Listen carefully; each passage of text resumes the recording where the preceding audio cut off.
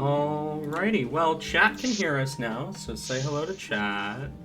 Hello to chat. Rain, you still have identity fraud. Rain, you still have identity fraud on. Oh, how silly. I have a drinking problem. You what, huh? Yeah. Hang on, what?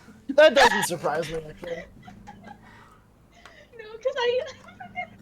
Okay, Ayla I do being- throw away my Ayla- trash, Ayla- okay? Ayla being an alcoholic totally makes sense in my mind. No, it's the Yeah, other check thing.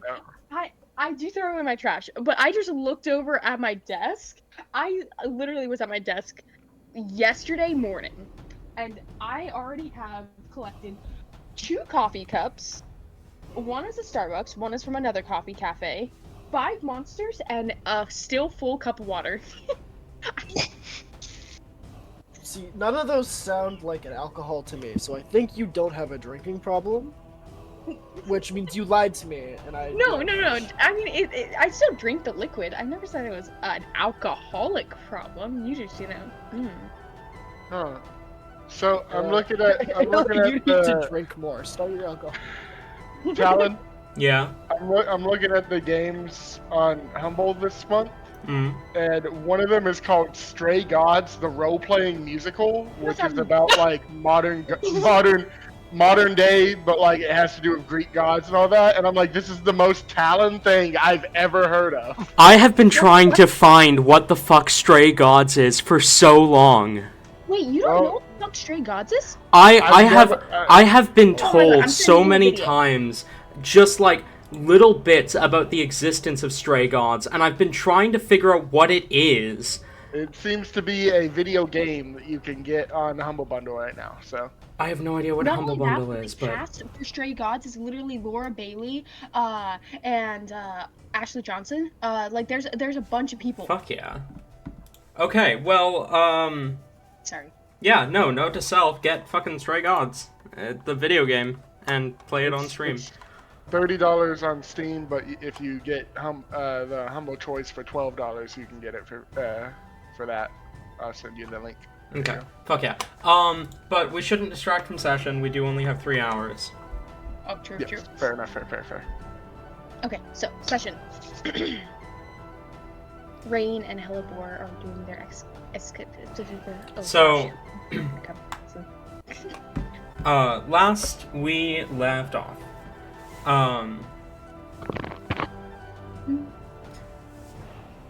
we ventured through the land of Asunia, and this music is really intense. Oh, yeah. As we returned to the material plane, the party encountered the entity known as Nosferatu, only to discover that this Nosferatu is not the original, and is in fact the son of the original, whom the party also learned was Todd. Well, most of the party learned this. Fernick was already aware.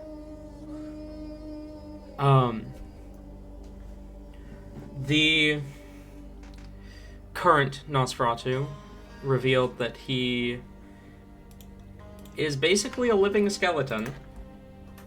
An oxymoron in of itself.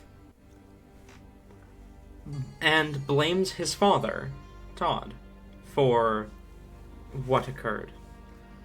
The party then made their way back to Sandvik and discussed heading to the Gansai Isle.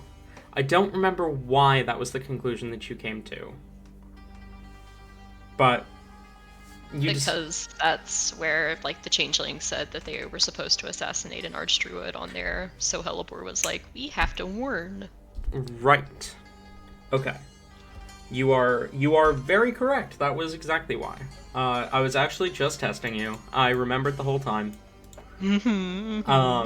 For sure, buddy. And decided that instead of doing the normal thing and going to Blazeport and getting a ship to the Gansai Isle, or even like getting like a boat, like a small boat from like some woodworker in Sandvik and sailing off the coast of the glass beach, or going around and using water walk to go across, hang on, or going around and using water walk to go across this kind of small, almost river type area. You guys decided the best course of action was to head up here and have Hellebore wild shape multiple times, and then when you needed to get wild shapes back, you would cast water walk to short rest, and then wild shape again the rest of the way to the Gansai Isle. But before the party goes about doing that, Hellebore and Rain found themselves wandering the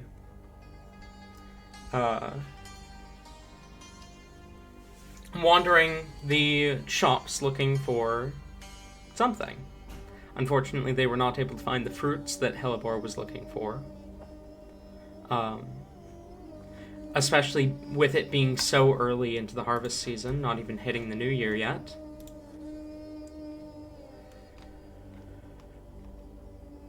So, what do the two of you do?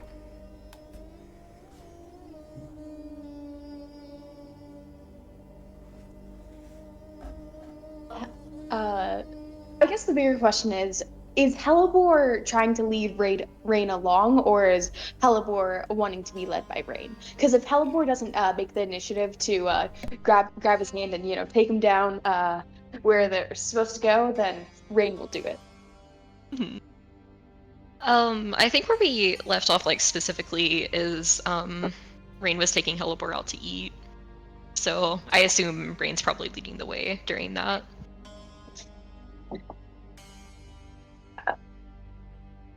Yeah, Rain would definitely be leading the way if that's the case. Probably like just grabbing her hand and leading her to probably. What type of market is this exactly, Talon? Is it like stalls, or is it like just door-to-door shops? It's mostly market stalls because it's a small town. There are a few shops that are like properly set up, but most of them are market stalls, kind of set up around the town square. Eyeing these stalls, are any of them, I'm sure certainly there's something somewhere, especially with this being more of a desert land. Are there any like stalls specifically dedicated to either fabrics or scarves? Dedicated fabrics, yes. Scarves specifically, no. Are there scarves out about? But there are scarves within the various stalls. There's probably like 2 or 3 kind of indirect competition with one another that are set up with like fabrics and other kind of desert garb. All right, this would be the area that Rain leads Hellebore to. Upon approaching, he would be looking these stalls up and down very meticulously. He wants to make sure that whatever he's grabbing is going to be of high quality and very well made. Okay. You see the 3 different kind of fabric stalls. They all seem to be pretty decent quality, all things considered. There's one that goes for a lot more kind of style showmanship type. Another which is a lot more dedicated to practicality and functionality. And the third is kind of a balance between the two. Okay. Rain will then just turn to Hellebore and does anything seem to spark Hellebore's interest among these? I was about to say, I feel like Rain don't give a shit about the functionality section.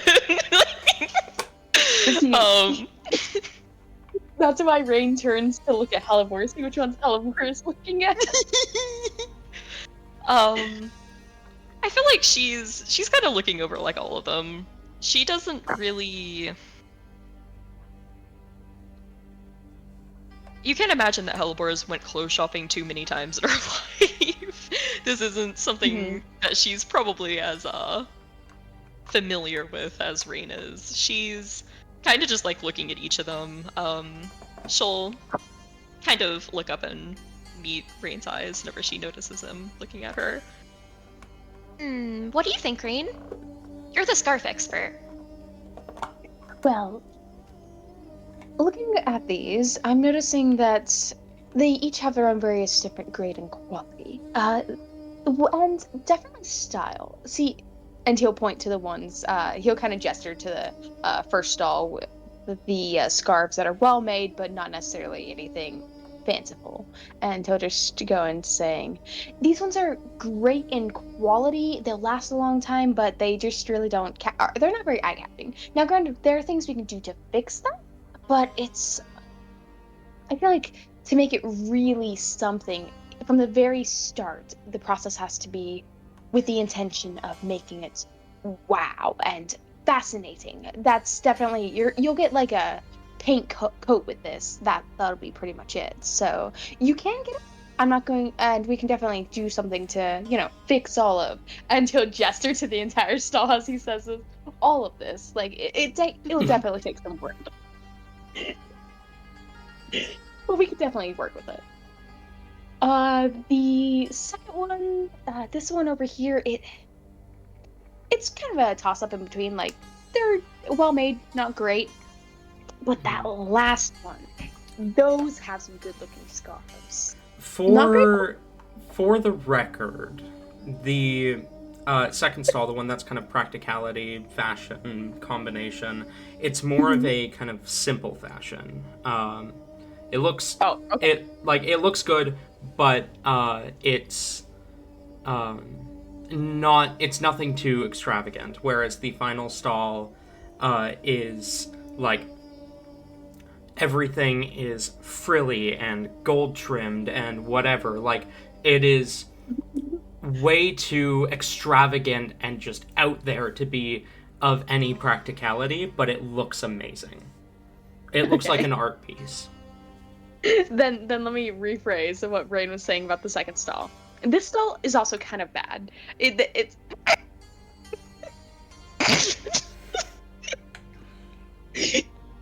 it doesn't look the best. It really doesn't look good at all. I mean, again, you could go with it, but I feel like it really dipped in quality. So if you're gonna go for one of the ones, I would go for either this first section or the last section. The last section, I love these. I mean, just he'll like go over to this stall and he'll start like finally inspecting the trims on all of these scarves. These work great. You see the human woman, dark skin and kind of auburn hair, kind of lean towards you as you approach. She's the one sitting behind the stall. She's dressed in this absolutely beautiful, extravagant purple dress that's kind of fit along with the rest of the style of the cloth and clothing along the stall. As she leans forward and she says, "What can I do for such a colorful young man such as yourself?" We're just trying to get something that fits, the fashion, and, well, actually, we're getting a gift, more specifically. And Rain will kind of step aside, showing Hellebore, presenting her to the owner of the stall. Well, you've come to the right place, my darlings. She kind of, she grabs something from beneath the stall and kind of walks around. She's got, like, a kind of rolled up tape with a bunch of numbers on it. As she says, "Are you looking for something custom fitted?" As she's talking, she's already starting to like measure Hellebore, or something pre-made. Are you looking for what kind of style? Are you looking for something to complement, something to contrast? She kind of wraps the tape around Hellebore's. Oh, where did Rain go? Rain's gone. R.I.P. Rain, gone and forgotten. Who's that? Who? Who? There was a fourth person here? I thought we always played Sure, two. you mean Rowan, right? Yeah. Oh yeah, them. Speaking of Rowan, You see, she wraps the tape around Helibor's waist and kind of pulls it tight. It's a little uncomfortable, Helibor. You've never had anyone just like immediately start like doing whatever this is to you. The moment Okay. they lay eyes upon you. Does Helibor look uncomfortable? She's giving major like it's whenever you take an animal to the vet and they're being inspected and they're just staring at you like what's going on. Like it's that you can tell like she doesn't know what's happening. Okay. Rain is keeping a very close eye, making sure that like if it gets too much, Rain will pull Helibor right out of there.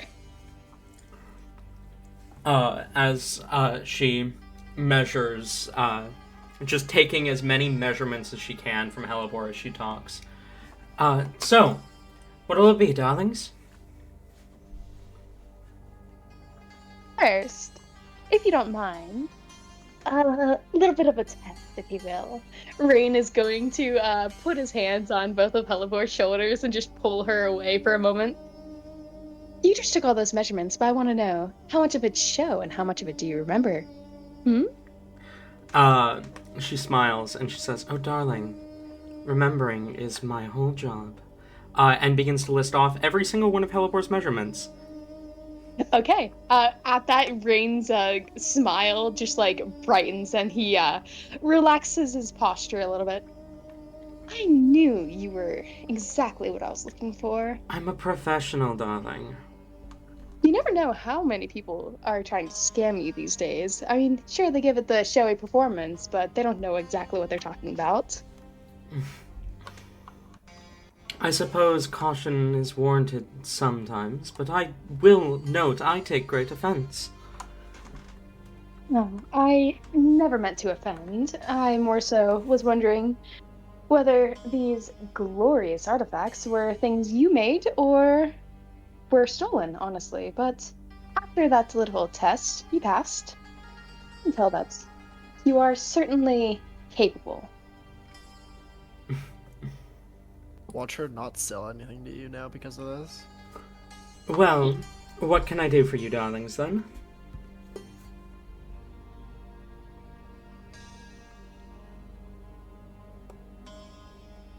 Helibor just kind of looks to Rain, looks to all of the ostentatious scarves on display. Rain, what do you think would look best? You'll make it rainbow later for me, right? You're wanting something rainbow? Darlings, all you had to do was ask. And, you know, there's also always the use of length as well. And Rain, I want to also specify Rain's obnoxiously long scarf. He will kind of just like throw the sides of the scarf around him, just it's higher up. Length is definitely a requirement as well. Sweets, Cersei can do anything. That name just sent a red flag in my head.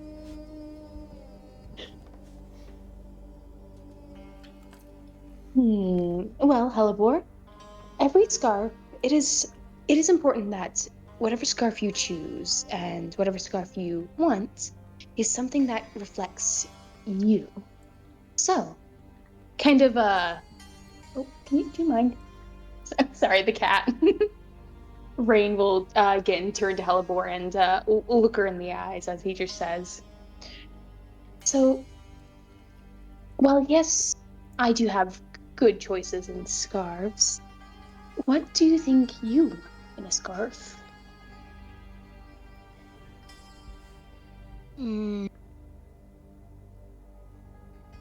Well, I guess if I had to imagine the perfect scarf, maybe not as long as yours. A little bit, maybe a lot shorter because, like, I wouldn't want it to get caught on trees when I'm climbing on trees, and like, but it would need to be preferably glittery and sequined and frilled, and like if I could have like little like I mean, I have to have room for my tentacles. Like, if I could kind of like, have like a little like thing where I could like, like put them through, like that'd be really great. But I know that's hard, so maybe too much to ask. I could make But, unique warmers for each tentacle.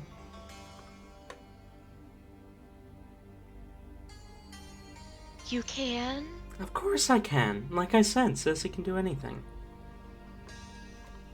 Oh, I've never had tentacle accessories. Oh, this is actually really cool. I like that. I like that a lot. Wait, Halibor, you've never had tentacle accessories? Mm-mm.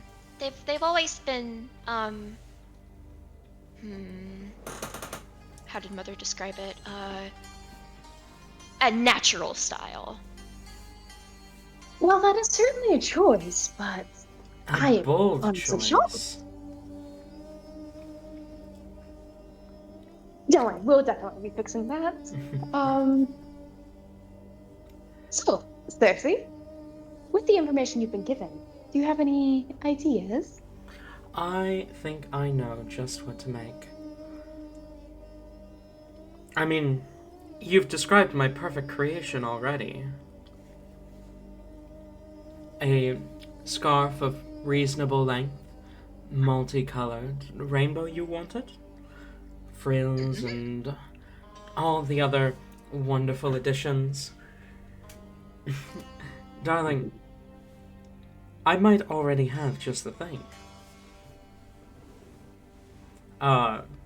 You see she snaps her fingers as this large kind of trunk, like chest trunk, trunk appears in front of the stall. She flips it open, and you see it kind of unfolds into like a 3-layer portable closet,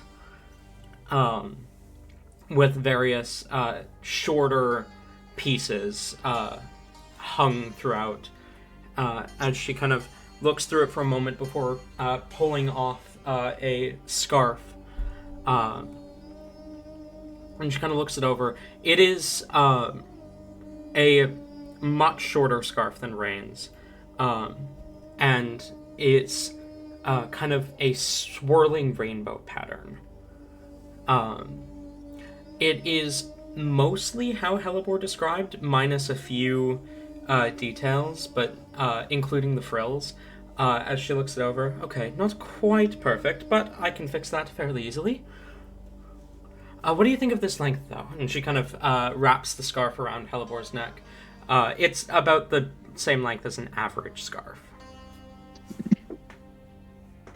She does a few like twirls and like kind of sees how much air length, how much twirly power this has before giving a satisfied nod. This is like perfect length. Wonderful. She pulls the scarf off, and kind of looks it over one more time. And you wanted frills, and is there any other changes you want made to this wonderful piece?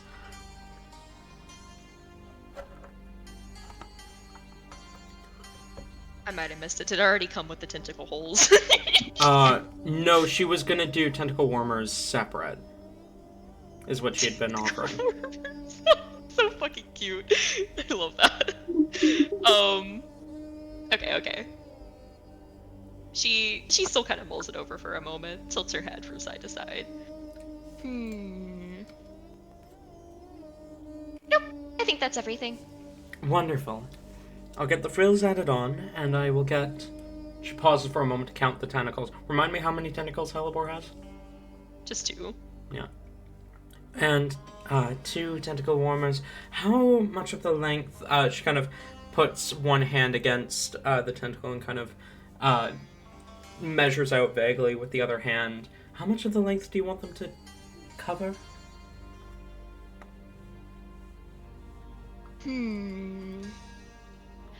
I mean, I guess if I needed to, I could just, like, roll it up or something if need be. So, maybe, like, full length? Full length. She grabs the tape measure, measuring out the full length of your tentacles, checking both of them to make sure that in case one is longer than the other, before she puts the tape measure in her pocket and says, I think I can get those for you. She kind of thinks for a moment, and she says, what colors were you thinking?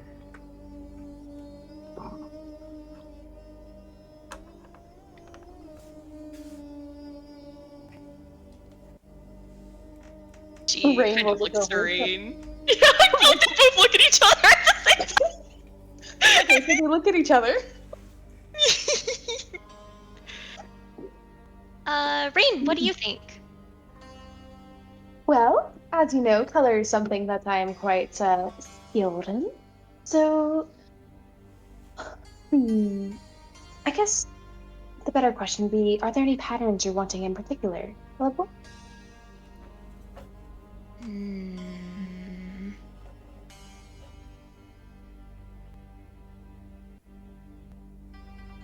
Good question.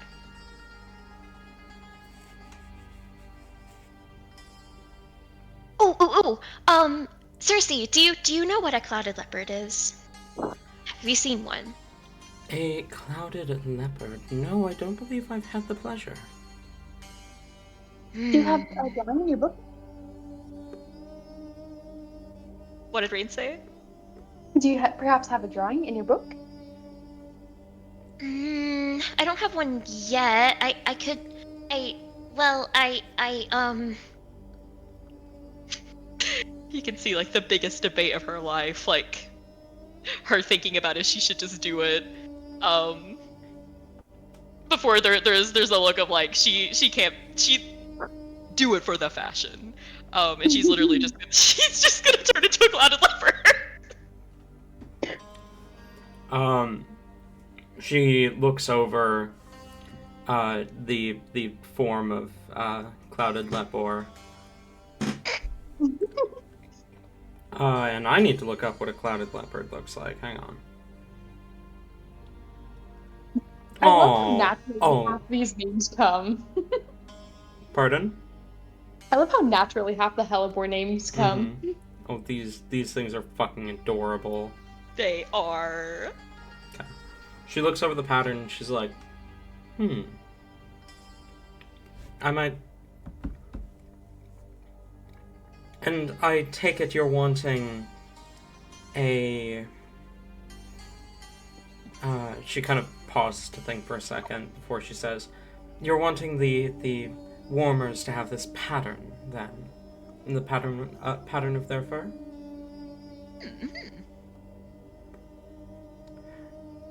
Okay, What- she'll turn back before.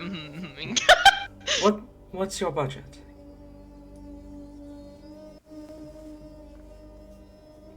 Looks to Rain.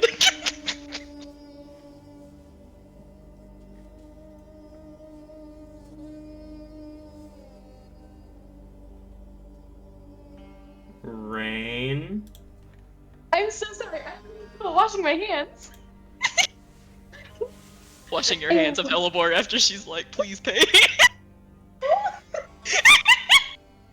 I mean, maybe. Rain is going to look at the scarves and just say, Well, considering the quality of your work, and the fact that this is a custom-made project, how much do you typically run for average work? For most products, the scarf would run you only 20 gold. The warmers, on the other hand, are a much more custom project. I could get them to you, or I could have them ready by the end of Naton, if you are willing to wait, and I could get that for you for another 20, or I could get them done tonight for 150. Rain's going to look at Hellebore. And he'll just say,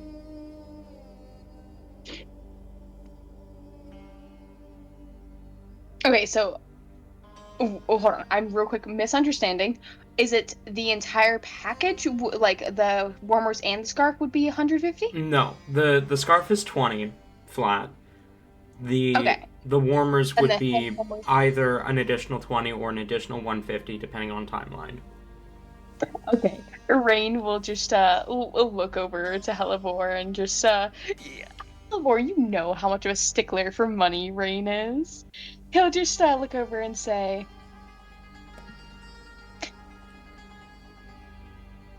feel like if you could get it done tonight, I can definitely.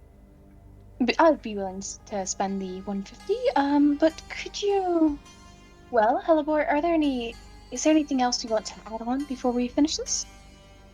Anything special to the hand warmers? Anything like that? Tentacle warmers. Tentacle warmers. Sorry. I just want to know, like, you look over to Hellebore and like she's giving the eyes, like she's putting it on to get these words. Like she's just looking up to you with like the largest, most like pleading eyes. And her face just brightens, like eyes widening as she like lifts up her foreheads and like clasps them together when you agree to it. No. That's like everything I ever wanted. That'll be it. If you can package it extra nice, I'll toss in an extra 10 gold. I will absolutely take that deal. I do charge for custom orders 50% up front.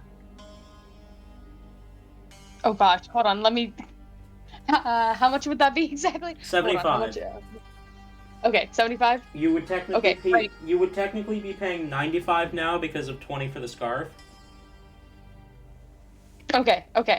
Rain will fork over the 25. Well, 95. You hand over 95 gold. She takes it. And she says, well, I do need you to turn around for me to do my magic.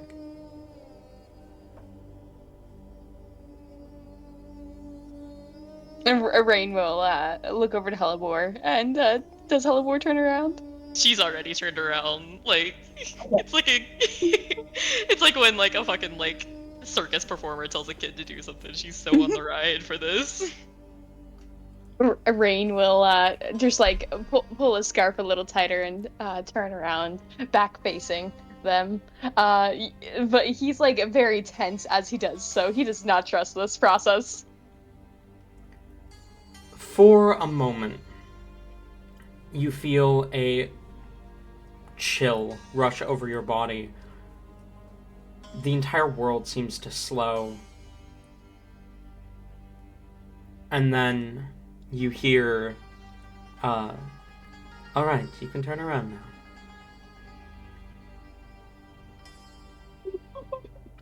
Hellebore looks Rain. around. Rain will do the same. Turning around, you see set down on her stall, the scarf has been finished. All of the additions Hellebore wanted. As well as 2 full tentacle length warmers in the in the pattern of a snow leopard. Or not snow leopard, clouded leopard.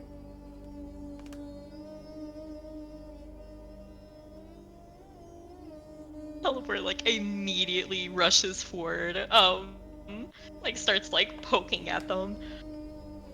Oh my gosh, that was so fast! For you Like, it was. whoa! Oh my goodness, did that take like a million years your time? Not quite so long, no. But I do need that last 75.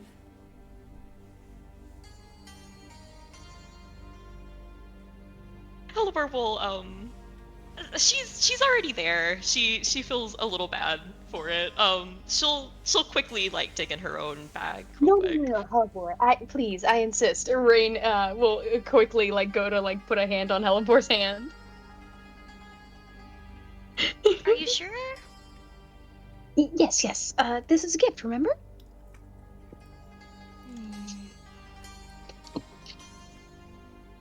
Okay, I guess. Besides, I already told you I'd have this one handled. We gotta work on the other thing together.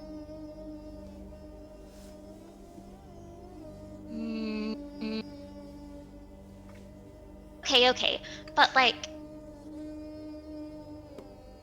you deserve a tip at least. She'll reach in and triumphantly hand over 1 gold. How generous of you. Rain won't argue with that, and he'll give over his other gold. She takes the rest of your 75 and pulls out a box from beneath this stall. It is the most, it is an incredibly intricate wooden box with golden braces, I guess, is the term I'm looking for. That feels wrong, though. As she opens it up, you see a velvet pillow inside, and she sets the 2 warmers on top, closes the chest, and slides it to you, folding the scarf and placing it atop the small chest. And she smiles.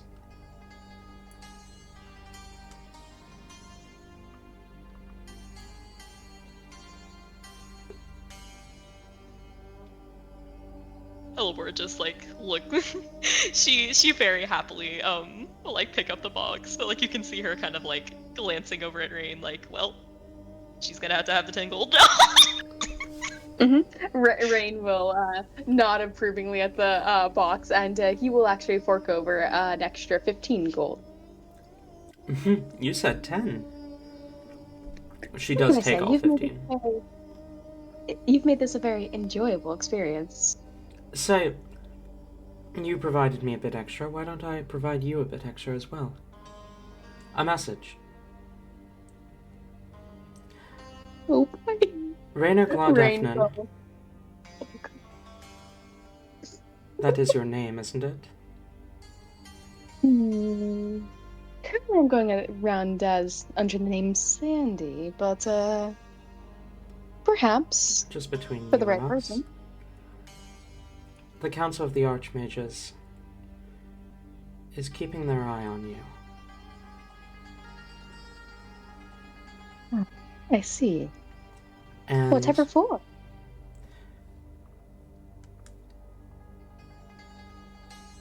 they are worried about your ambitions.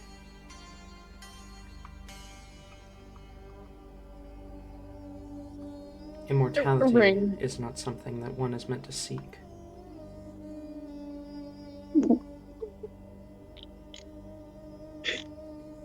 Rain's going to try to act like shocked and a little surprised at this. He's definitely, not putting on necessarily his best performance, but he's trying nonetheless. My oh my. How interesting that you seem to think that that's all I desire. However,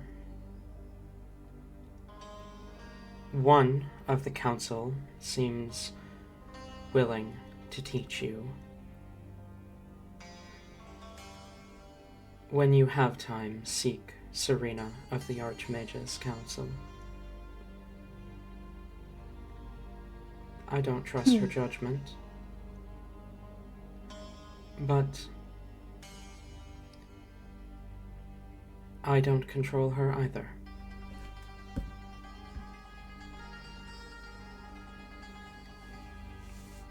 Very well then.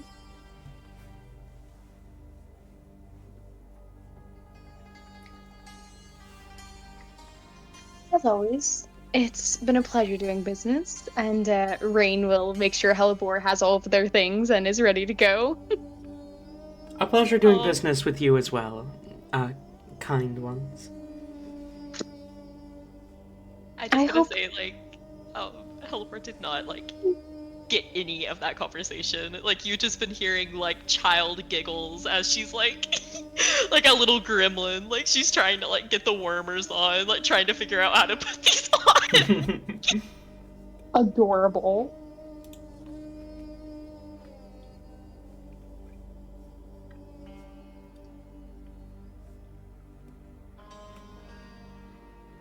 Rain will make sure Helibor's all ready to go then, and just go ahead and take her along. I can't remember. Did they eat food? Did they get food?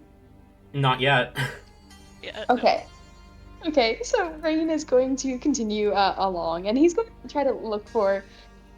The main thing he's looking for is someplace that looks nice. Like, he wants Helibor to get, like, the full experience right now. He's looking for, like, the one of the higher end places to take Helibor, be it a cafe, whatever. He just wants, like, the atmospheric aesthetic. Why don't we pan over now to Todd and Vernick?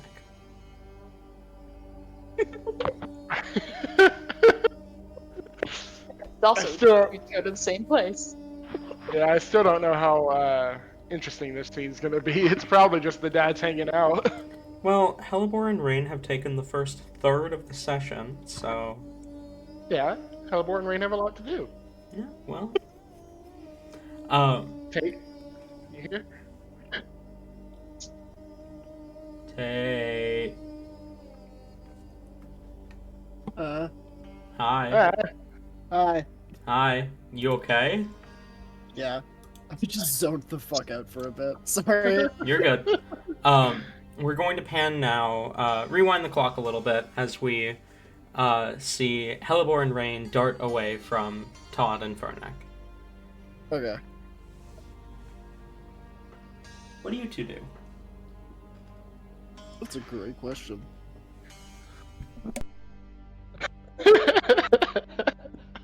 What do we do? I don't know. I don't know, we go play golf or some shit. Scene of us playing golf.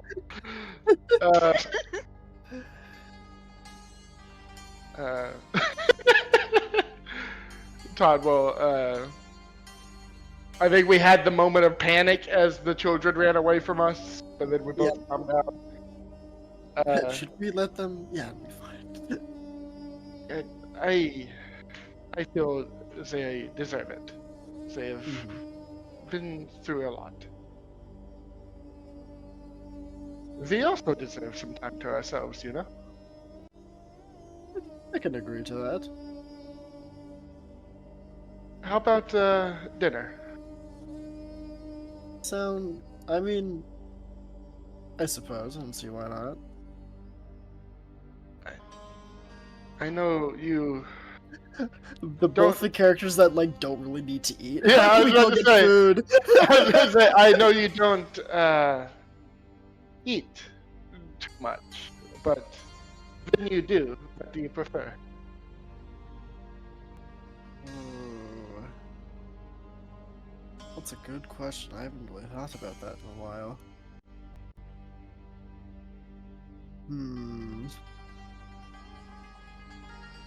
Surprise me. What's around? I haven't been out here too much. Things are quite different from the last time I was here. Perhaps we should walk around and peruse our options. Lead the way, my friend. Alright, we'll walk around for a slightly fancy place to eat, I think. Lead the way, hubby. What? You guys are trying to fucking kill me, I swear. Murder is always on the mind. Hang on. I will not. I'm letting go. Yep. I'm following. Look, I know Secret Keepers had their whole spa arc thing, which, you know, Curdy. Yeah, was this a thing. is. Slice of life that I've ever experienced in D&D. This is what? This is like the most slice of life shit I've ever experienced. Yeah, I did. Again, I don't know what you want from us. This is going to be a very boring date, probably from the outside.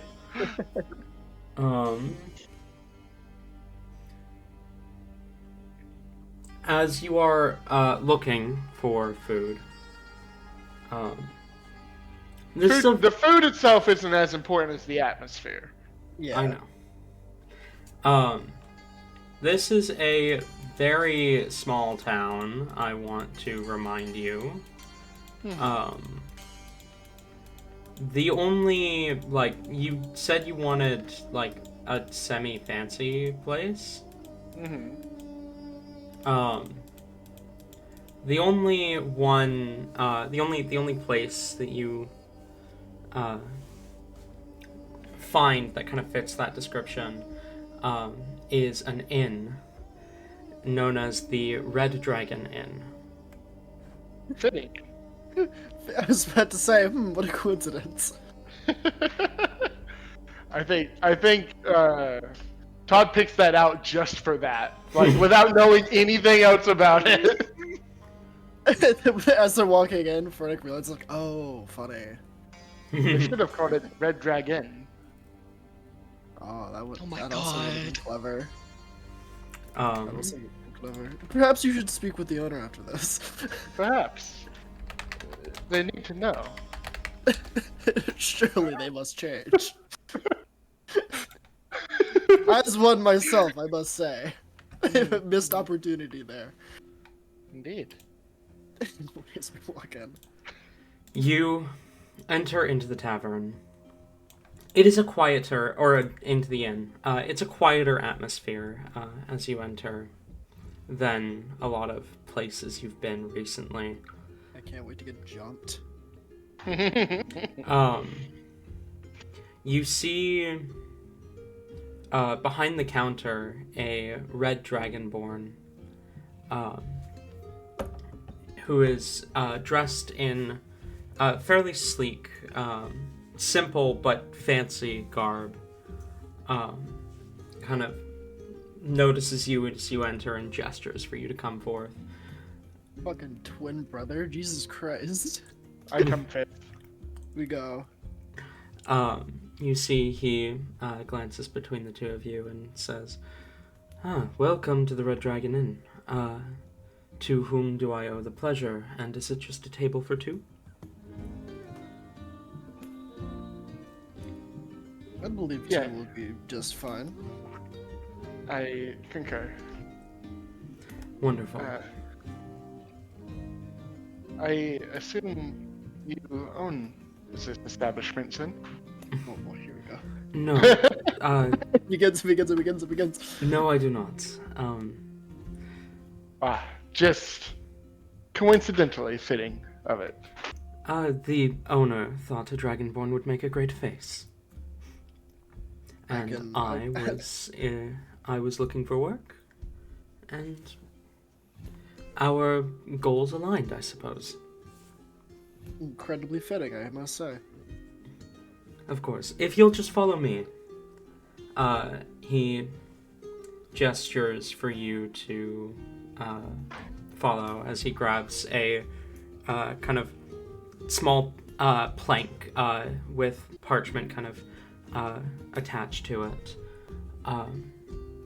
and grabs two more slips of parchment with like kind of beautiful designs along the edges and filled with words that you don't catch right away, as he leads you to a small table kind of towards a corner right next to a large window that kind of overlooks the rest of the town. He gestures for the two of you to sit as he sets the two written parchments in front of you. You see it's a whole menu. As he says, "Can I get you started with any drinks, perhaps?" Water will be just fine, thanks. Water for you, and It's the same for me. he nods. Two waters. I'll be back with that momentarily. As for the rest of the menu, I am going to send a screenshot in Voice the Voiceless, but it's mostly it's the words. The menu consists of exhumed potted greens, hearty vegetable soup, stink fruit pudding, mixed mosses, spatch-cooked cockatrice, mountain wyvern oyster, random grilled meats, slow pressed fermented sand shark, and fresh lobster roll. The inn itself, with a beautiful view over the river that runs past the town. As the two of you are left to debilitate over the menu alone for a moment.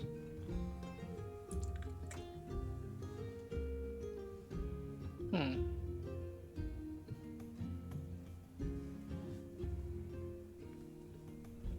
hope all their food is ethically sourced.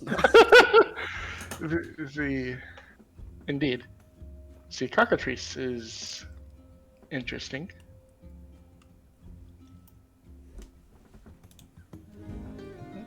I really so badly want to have just Frederick not remember what most foods are. Just what the fuck is in soup?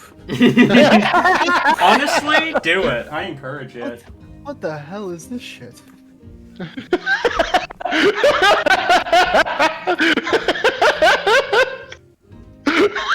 just like doesn't know what he hasn't like eaten proper food in like so long.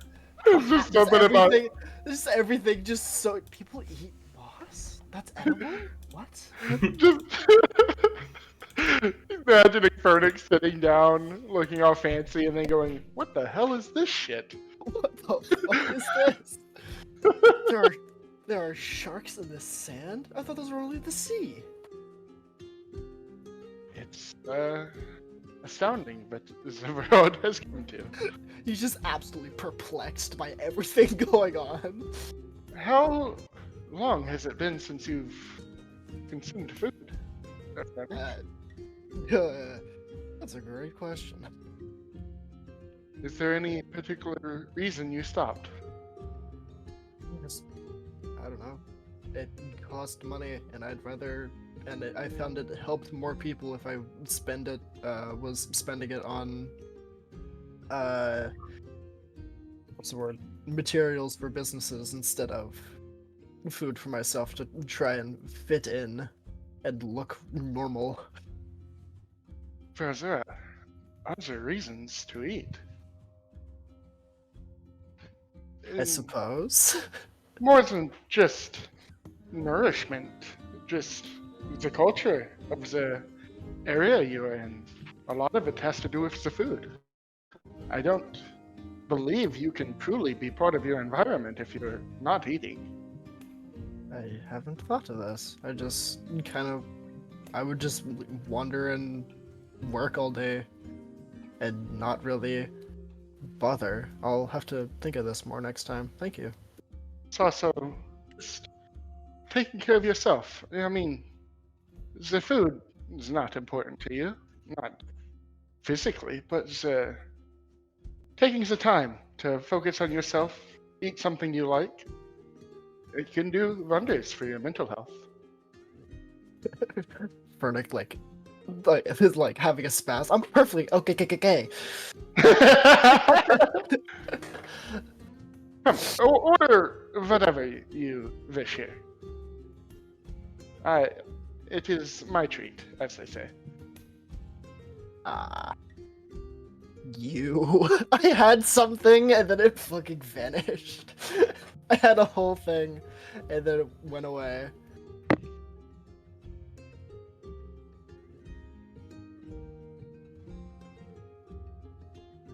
I still love the thought of just Frederick not knowing what the fuck a soup is for some reason. It's so good to It me. is so funny. I like it. What is this? Swap. Soap! Soap. Who's eating soap nowadays?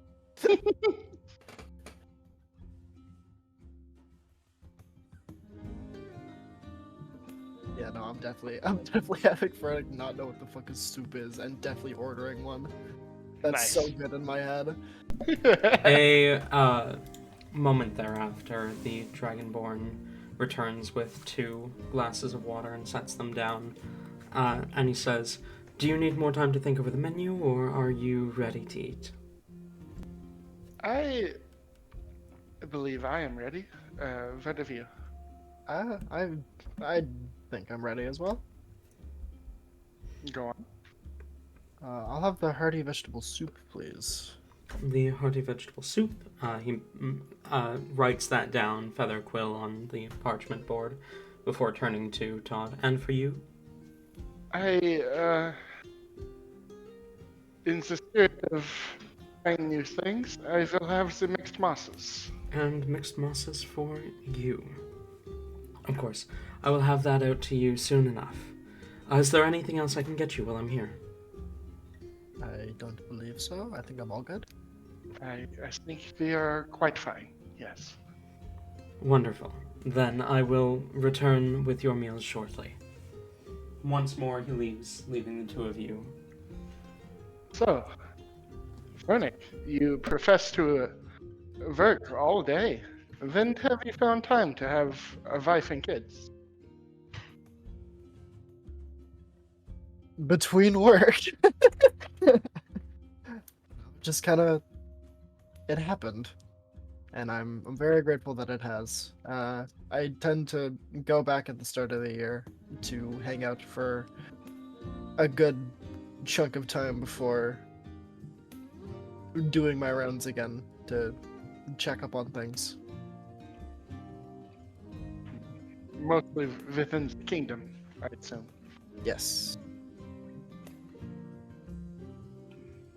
As, And I haven't wanted to bring it up yet with everything that's happened, but it is starting to become the new year, so unfortunately I will have to depart here in a couple, Yes, like a week or so. That was my next sentence. That the Yep. new year is coming upon us. I'll make sure to work on something that will help the rest of us when I return, because I will. I I'll look do- forward I'll- to it. I'll, I I'll hope- make sure my time away isn't spent just completely doing nothing. I wish it were. You work yourself to the bone so regularly. I do hope, at least for your family's sake, you know how to relax. Of course I do. He like hushes and just like, "I'm a dragon. I do nothing but relax most days. This is what I am good at." Why is he becoming German the more I talk? I fear our dates have been far too busy for me to fully see you relax.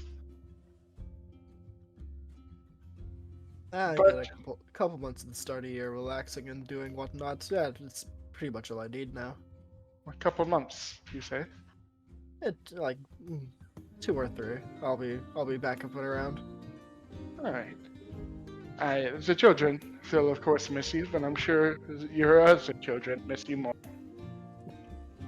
Need to make sure they aren't giving the wife too much trouble.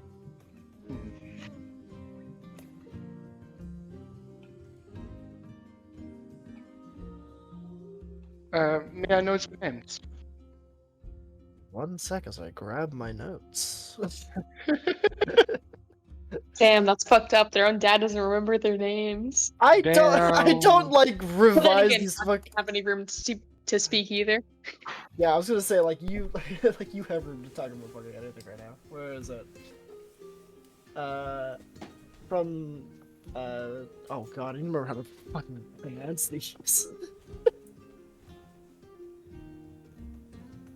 We have my eldest, Thordis, followed by Yarneth, Durhan, Darren, Pathteka, and then the twins, Garjan and Vinexish. You seem to have found a lot of time between work. You'd be surprised.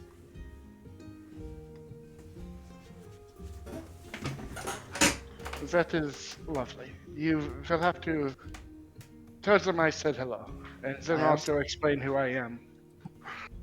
Oh, I'm sure. Yeah, Ireneth, my wife, will be thrilled to hear who I've ran into.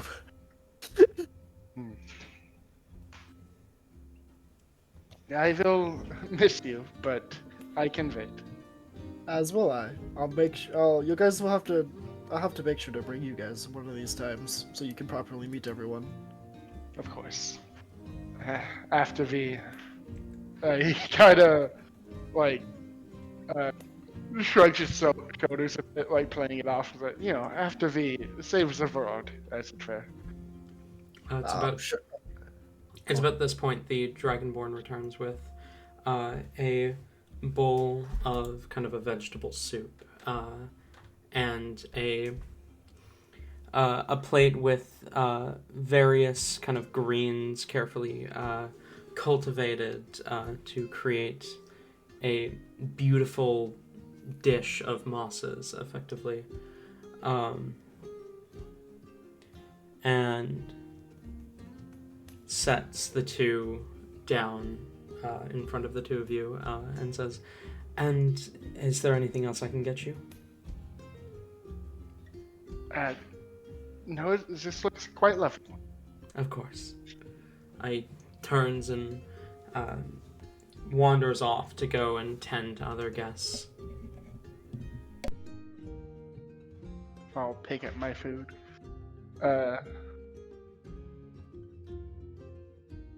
Yeah, I assume Pernick begins. Yeah. Just like it looks like confused for a couple seconds before like putting the puzzle pieces together in his mind, and then it's like a relatively normal human being, and then gets the hang of it. So, if I may ask, at what point did you stop eating? Did you ever eat? I did for quite a while, but after, I believe it was while I was in prison, I didn't really get fed, so I became accustomed to just not eating, and then I just noticed I didn't have a need for it anymore. And just kind of never got back into the habit. I am envious. It took me a long time to not feed.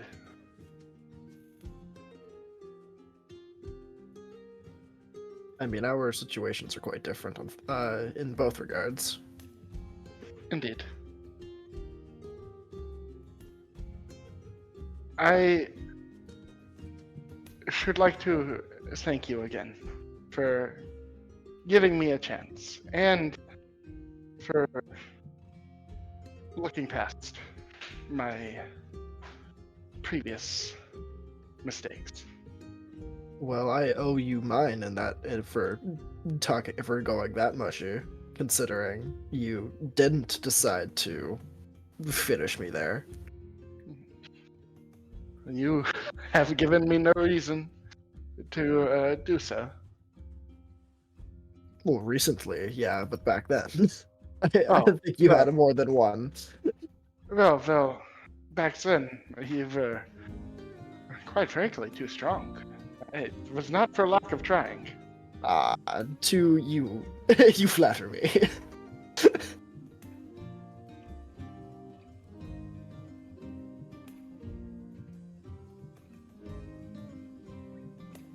When do you plan on telling Rain and Helibor that you've been? I'll probably have to do that within the next couple days. I don't think it would be a great thing to just spring on them, unfortunately. It'll be. Go on. For the record, it is 8 days until the new year. Yeah. We will be quite close to the Callous Kingdom, so that is convenient. Oh, I won't be walking. Oh? When you see, the way this works is that in order for the forge to stay running, at the capacity which it does, I had to emplace a vast majority of my soul into the heart of it. This body only exists because a sliver of that soul remains within this one, and the two parts can only stay away from each other for so long before side effects begin to occur. So half of me going back is reuniting the soul parts, which is done pretty much instantly. Ah. See. It's rather convenient, but unfortunately I haven't had to find out what happens if they're away for apart for overextended periods of time yet. I would not recommend experimenting too much with your soul at stake. Exactly. I needed a way to travel without giving off the presence I used to have. It attracted way too much attention. Hmm.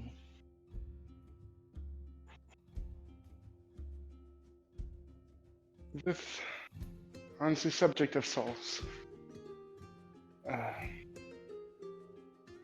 you met Phasm's soul, yes? I believe so. I can only assume we're separated from him the moment he became like me. Which leads me to the question of where my own is.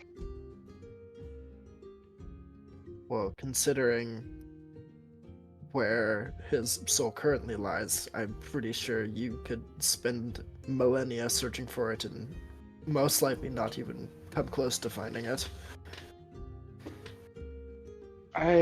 Well, frankly, there is no evidence that it is even out there.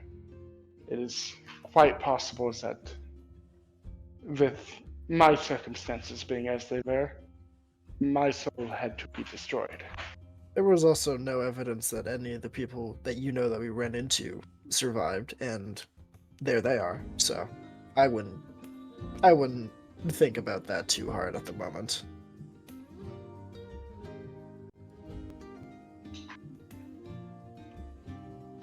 I admit a part of me is tempted to contract as a huntsmaster to search for my own soul instead of Morlena's.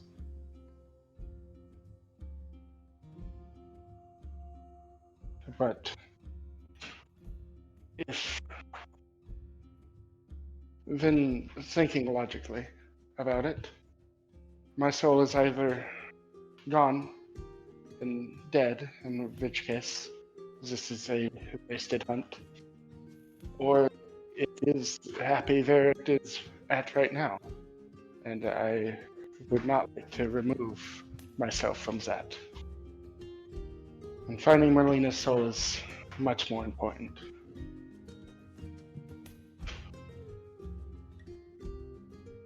I'm sure we'll be able to find it at some point, one way or another. It will just take time, is all. Time is all I've ever had. Exactly. We have forever to go searching.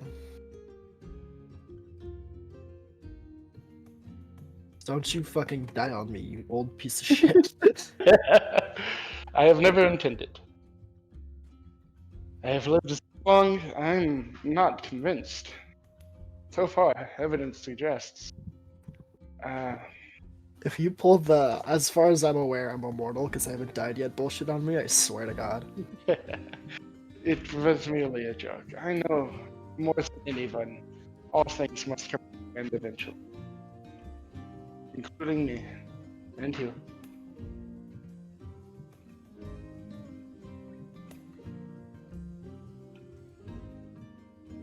But this does not mean we should rush that process.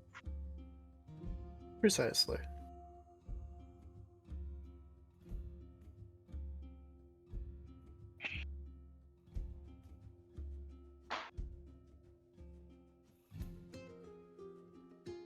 Okay, well, shut the fuck up.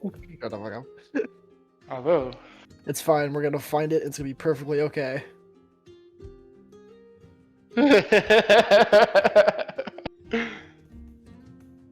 uh,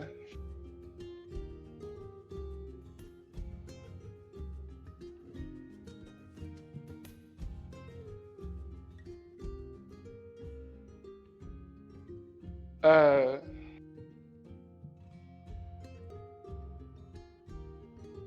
fuck, I'm reading the thing. I had a thing. But it is quite humorous if you look at it in a way. I believed most of the people that I knew back then were dead, gone, and no longer existent. But many of them have proved to persist just as I do.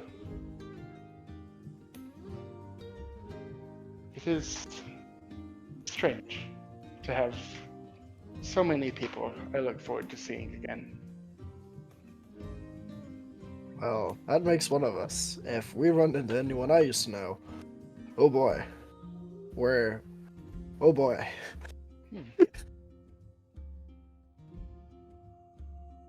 We're in for we will be in a pickle, so to say, I believe is what the kids are saying these days. Speaking of people you used to know, and forgive me, we may skip past this topic if you would rather, but you spoke to Adoria, yes? I did. It does not. Safely rotting in hell. It does not bode well that he had power to speak to you. It is very concerning, though I'm sure that's about the extent of it. And hells in general seem to be in a fluctuating state, but with our other friends' return.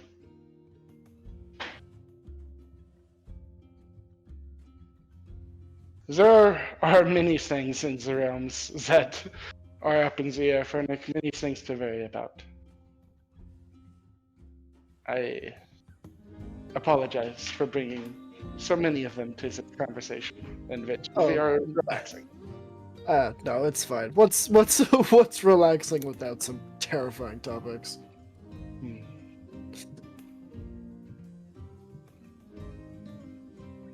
I'm sure things will be just fine. How is your... It is something to think about, though. Yes. Relax, but remain on guard. Exactly. How is your soup? And do you understand why people eat it now? Dare I say, I believe I figured it out. The food is incredible, for the record. I never knew water could taste so good. It is more than water, but yes. What kind of fucking witchcraft? And the greens here, I grew many like this, but I don't believe I've had many dishes quite so well prepared as this one.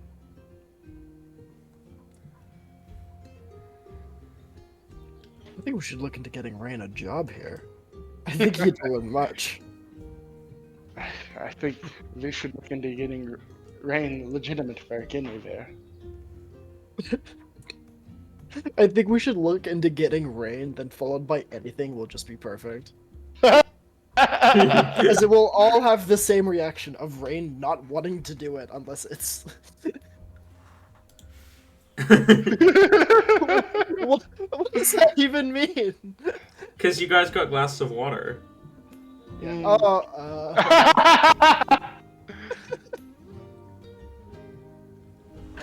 get it. Yeah, you get it.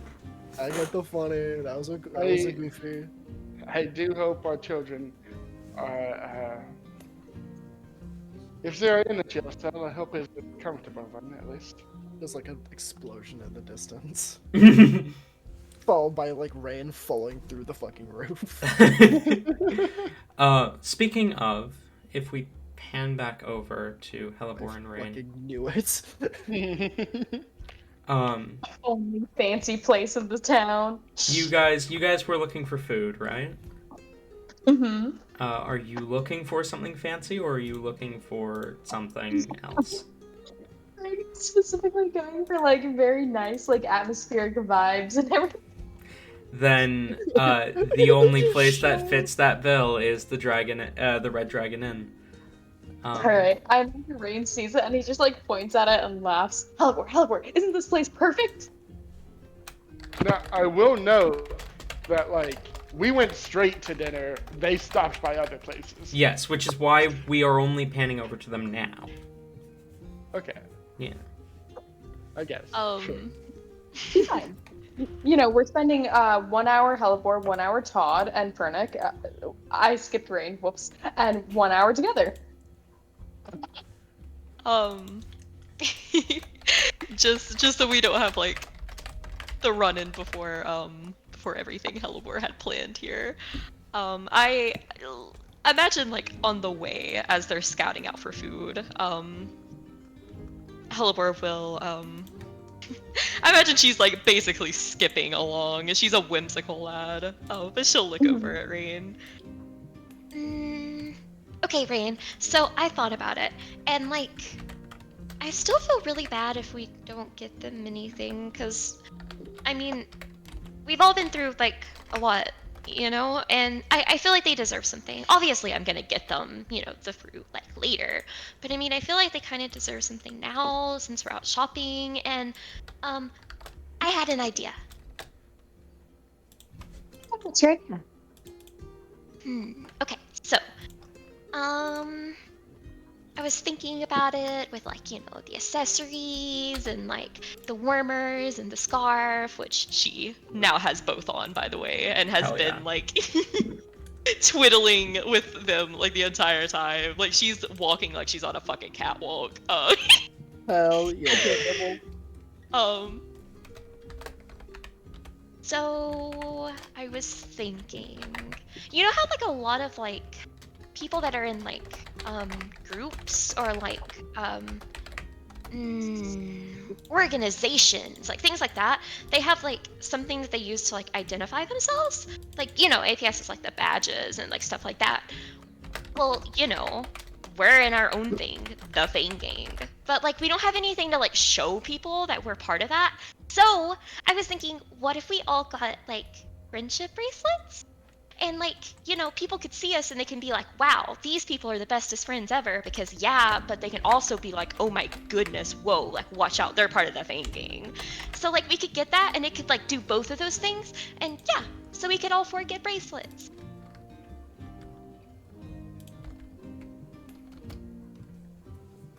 Rain actually takes a moment to just think.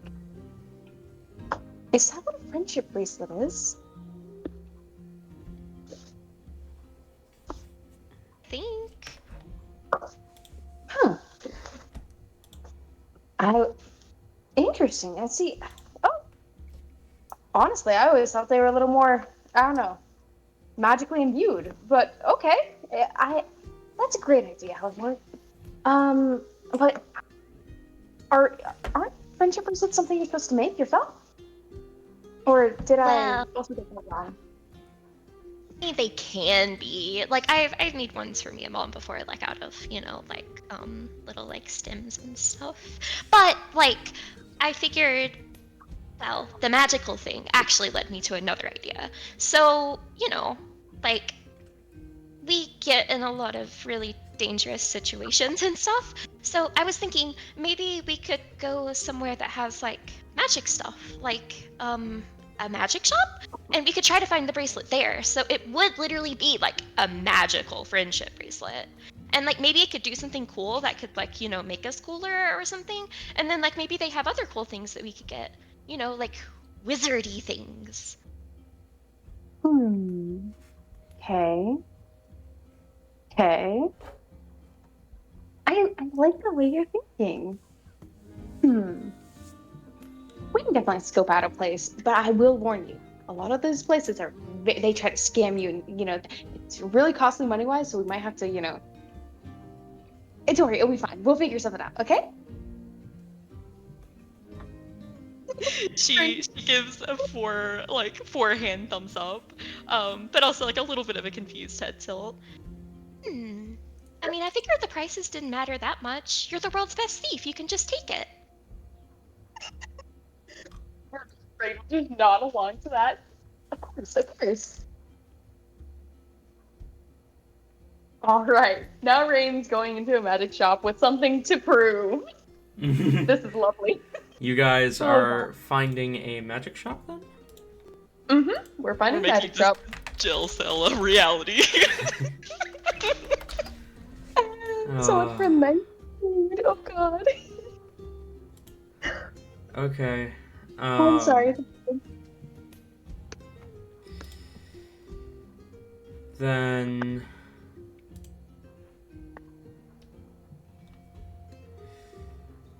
Okay, let me... Are you ready for what's about to occur?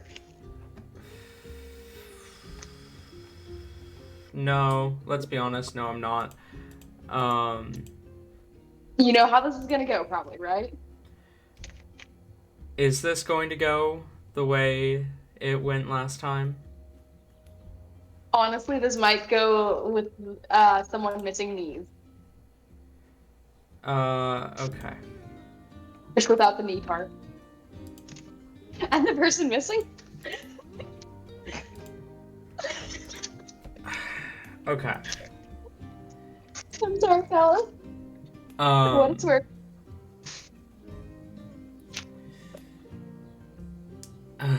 Okay. You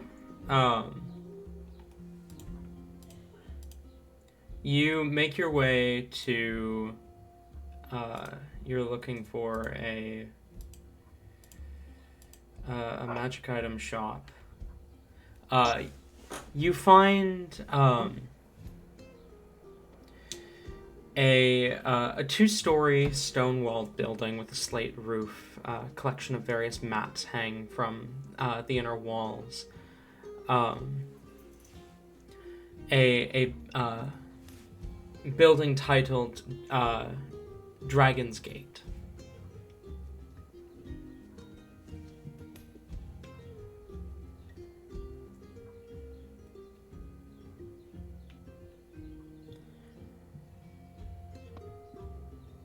Okay. Well, this is important. Is Hellebort's, seeming with this being Hellebort's idea, is she still, hiding behind Rain, letting Rain take the lead? Yeah, she's probably walking like a good beside like type of thing. Like probably immediately pointing out like, Dragon's Gate, dragon, oh that's so cool. What if they have dragons type of thing. Okay. So Rain's gonna walk into this place like fully confident, like he's walking into here with something to prove. And upon entering, does anything immediately draw their eye or anything like that? Rain is also going to be looking at like their perhaps defensive systems. He's trying to find ways in and out, typical thieving things. Roll. I suppose this would be a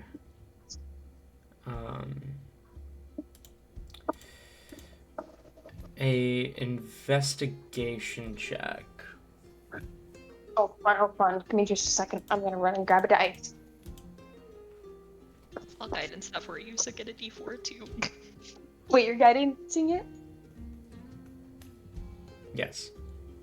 Okay. What do you blue? Oh, sounds like a good color. You said investigation. Mm-hmm. Rain's investigation is.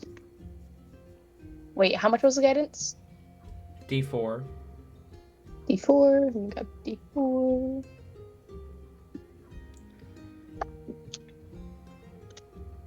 Why can't I find a D4? I need to go get a couple books. I'll be right back. A couple books, oh boy. Oh, nice. Max on the guidance. And that's going to be...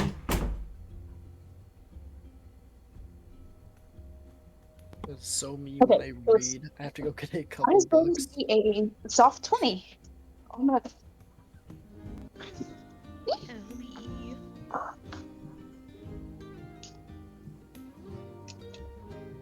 Yikes. Yikes. Sorry, I'm actively in the middle of cooking dinner as well. All right. I return with 5 books. 5 books. Yeah. What books, if you don't mind me asking? DM's Guide, Player's Handbook, Tasha's Cauldron, Fizban's Treasury of Dragons, Anthor's Guide to Everything. Interesting. Nice. Whipping out the whole. Oh god, we're about to get like slammed with a bunch of shit. Here we go. Yeah, we're about to get really fucked. The Exclusively you though.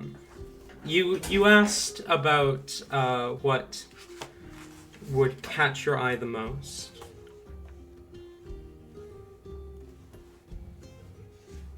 Ayla?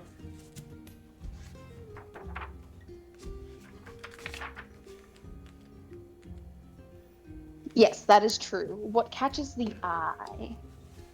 What catches your eye the most is what appears to be a clockwork tentacle.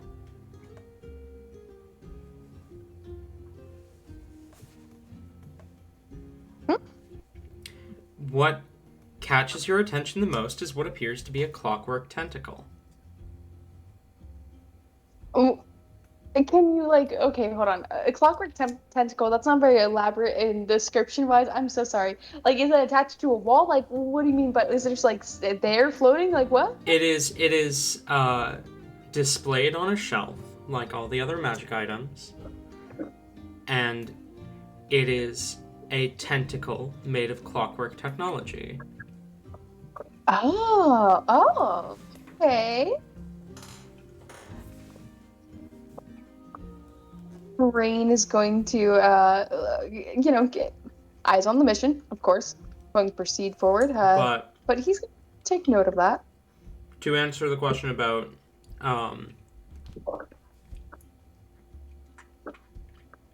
fucking, hang on.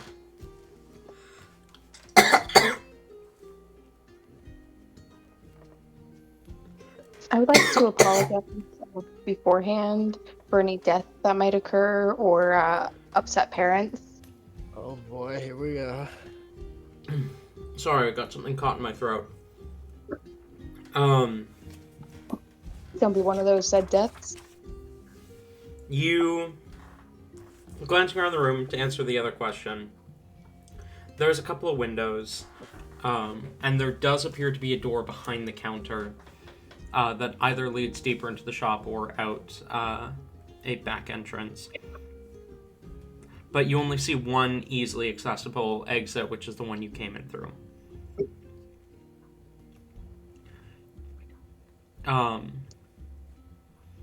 You see a small dragonborn woman who is currently in the midst of she's a white-scaled dragonborn, and you can see this kind of clockwork eyeglass that's kind of attached to her as she's kind of looking over a small what appears to be a wand. Not a wand, an amulet. She does not seem to notice you as you enter.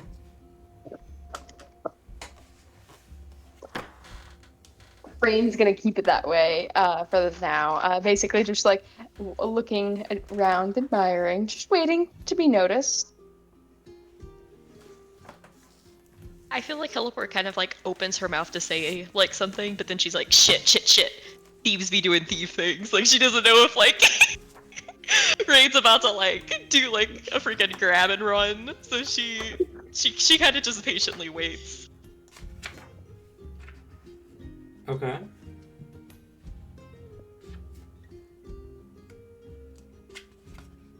Scoping out around this place, does Rain notice any other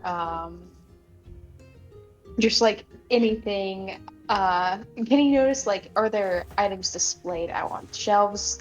Like how is this place set up? There are a number of items that are displayed on shelves. Various potions. You see there's a decanter that's being displayed. A finely crafted hand bow, or hand crossbow. Even a set of kind of padded armor.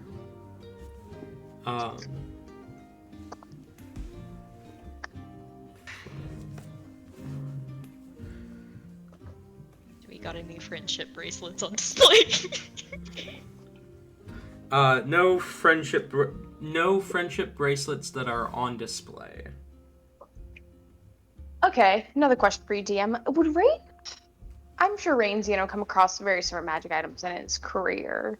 Does he know of any particular ones that would be specifically for protection? Typically armor. Go ahead and roll a Arcana or a History check. I can't believe Okay. that. Why would anyone wear armor if they want to be protected? Chuckles and scales. What the fuck? Okay, 1 moment. Why not just get like chainmail and flavor it as like you're just really tough?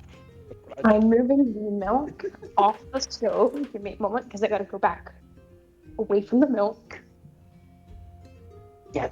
What are you guys doing? Okay, you said, wait, shit. I forgot what I'm supposed to roll. Arcana. Arcana?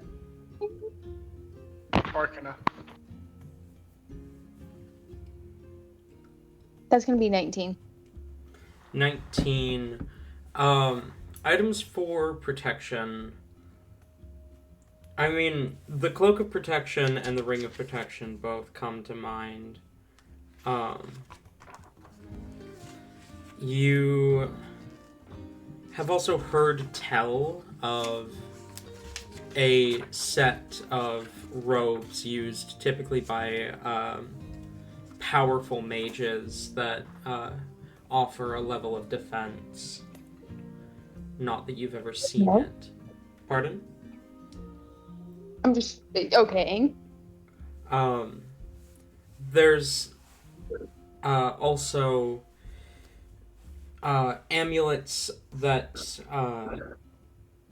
are less so make you defendable and more so make you tougher that you can think of. You've heard of an item called the Bracers of Defense.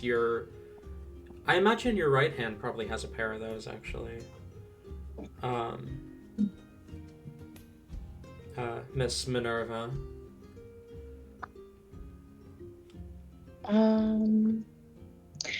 With that being the case, all right, DM. Yeah. Rain's worked a little bit in the forge. Does Rain know just how difficult it is to inscribe protective runes and imbue items with magical properties? If by work in the forge you mean terrorize Fernic that one time when he was fucking working, that's not working Exactly in what the I mean. forge. Rain would not know, no. Oh, Christ fucking mighty.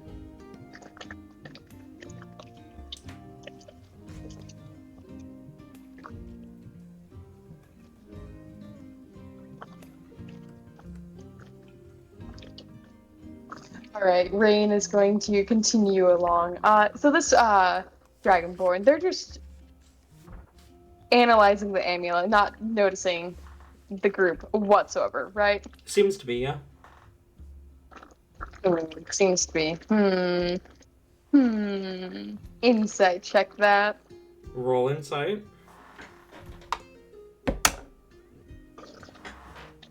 I'll guidance that again. Give me just a second. I'm just bringing the dice out here. Good fucking grief.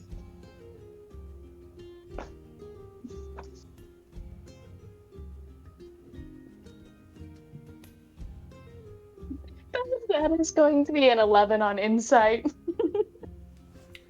Yeah, seems to be. Green's still gonna, narrow his eyes suspiciously. Okay, he believes it. So, thinking he's, fully super stealth, he's gonna continue on analyzing. If he does come across any armor, since he does know armor has, more magical properties, he's got to come up with that backup plan in case things do go south. So he's gonna start off. There is a set of padded armor that is absolutely pristine and perfect. Does it appear to have any runes on it that he can visibly see? No, but it is labeled as the padded armor of gleaming, said to grant its wearer immortal life. Snatch. I feel like this shop is a fake. I'm sorry. There's just too much here that just seems to be way too perfect.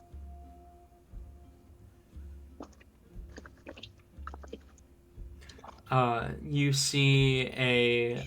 also see a helmet labeled as the Dread Helm, capable of striking fear into the hearts of all. Hello, we're looking at that like. You do also see a large pointed hat. It is kind of a dark blue and has almost a star-like design on it, marked as the Hat of Wizardry, said to grant any wizard a unmatched mastery over the arcane. Okay, I feel like this is just the personification of our desires. Like, Yeah. Rain's going to creep around, still looking at each piece. And do any of these show any form of arcane runes or anything? Do you take them off the shelf to look closer? You know what? Fuck it, yeah. As soon as you pull one of the items off the shelf, the shopkeep startles and looks towards you. Oh, I'm so sorry. I didn't see you. I didn't hear you come in. Oh, sorry.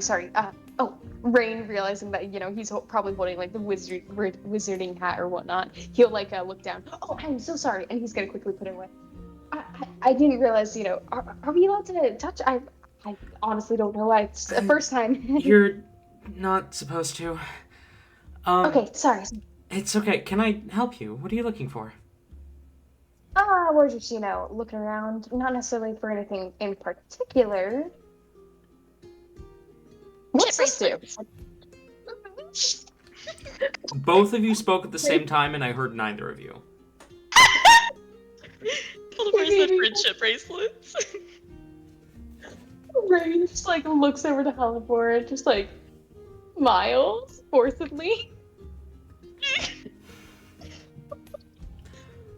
You're looking for... I think you'd want to look for the jewelers for that, wouldn't you? We want special friendship bracelets, Magical ones. Oh. She thinks for a second. I don't have bracelets, but I have amulets. I think friendship bracelets really has a nice ring to it, though. Are you sure you don't? No, all of this is, we're called the Dragon's Gate. None of this I made. Oh. Imagine if Bernard made all this. It's a place where adventurers come to sell and buy magical artifacts that they find. like a dragon's hoard. These came from a dragon's hoard! All of them? Every single one of them? I didn't say that. I said this shop is like a dragon's hoard. Do you know if any of these came from a real dragon's hoard? I've been told that one did, and she nods towards the Dread Helm. But I can't confirm any stories. Alibor almost does like, god damn it. Do you know, Tabby, you know the video I'm talking about, but like, I don't know if you guys have ever seen like a cat when it like challenges another one and it like slams its head like on like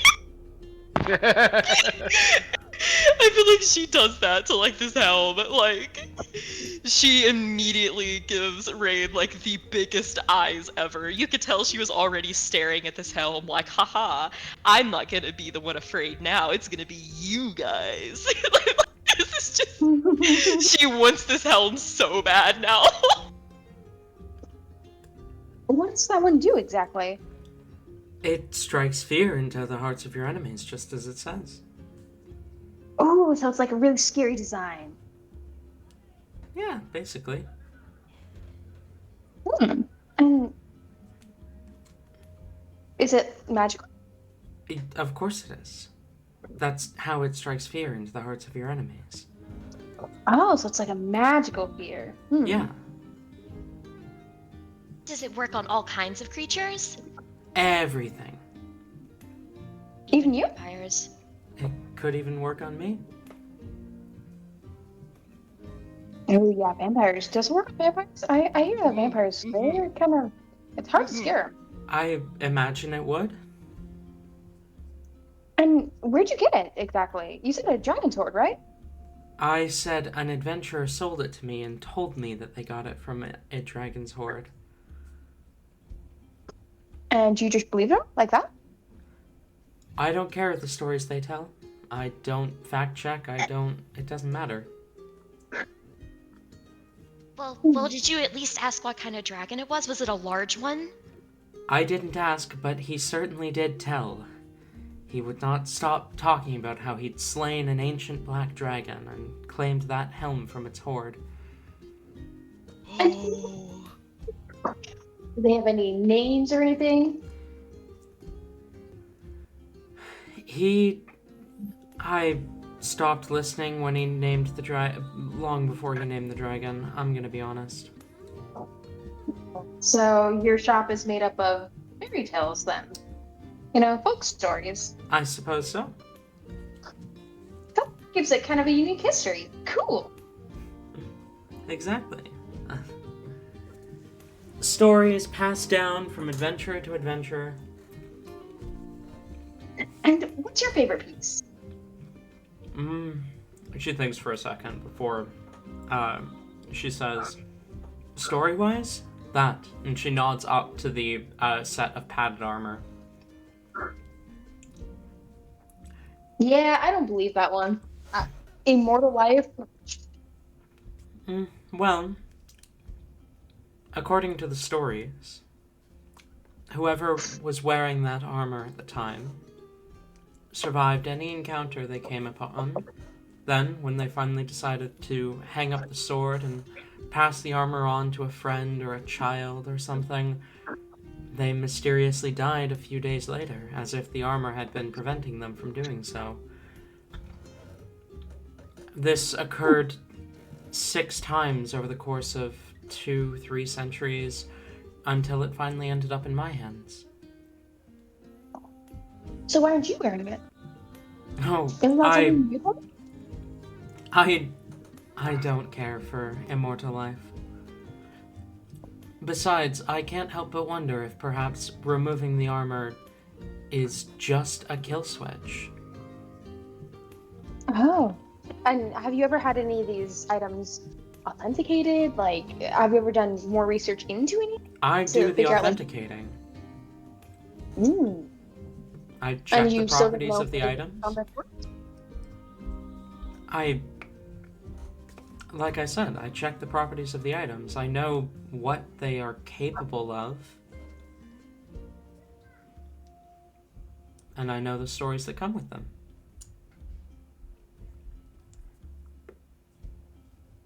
So the armor itself, is it like, capable of having people not die? All armor is. You know what I mean, like extra extra. The armor is certainly enchanted, if that's what you're asking. With a no dying spell? It's protective. Okay, at this point, can Rain do another This is the insight check? most sus fucking shopkeeper I think You I've can- ever heard about. You can certainly roll insight if you would like. Like, what This the is fuck? absolutely like a cursed item that this shopkeep is just trying to not give you guys for the sake of not cursing you people. But you motherfuckers. Rain would take that curse. Right, it's already fucking dead! No, it's touche. Alright, insight, here we go. I'll guidance Oh, it. that's a top 20. Well,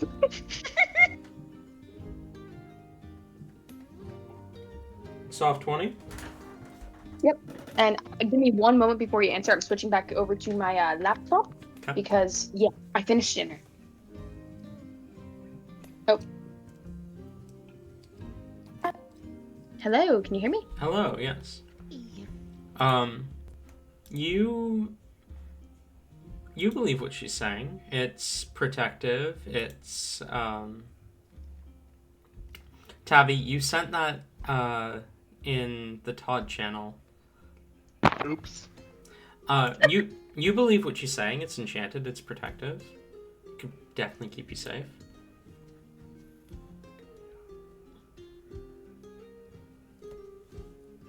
Oh my god. yeah, that's what I'm talking about with the helm. By the way. Mhm. That's so good. Understood. That is such an aggressive head bunk. Oh my god. I love it. Aww. Okay, so Rain will just kind of look around at all the magic items again. Do you allow people to look over the items before? Like, am I allowed to, like, look it over, see, like, the magic runes? Because I actually know a little bit of magic myself, and, I'm also trying to learn a bit more, and can I maybe copy some over? She pauses before she says, I'd rather you not take the items off the shelves. They are all warded, and it rings quite loudly in my head if multiple items are being removed in quick succession. Oh, okay. Well, can you take them off the shelf and, like, not do the ringing? If I'm taking them off the shelves, I take them off to sell them. So I'm not allowed to really, like, look at them, make sure they're in... Oh, okay. It's more so for my comfort than anything else. I can't even try the helm on? What if it doesn't fit? What if it's too big? I mean, you can look at it and guess. What is it? Pardon? The helmet. How much, the helm, how much is it? That would run you about 50 gold.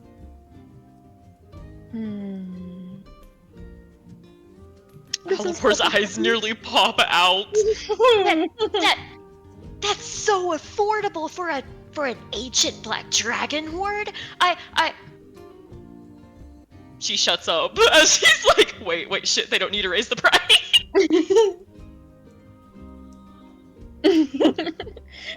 It's Rain. Oh my gosh, this is so fucking stupid. Rain is just going to look over at the helm.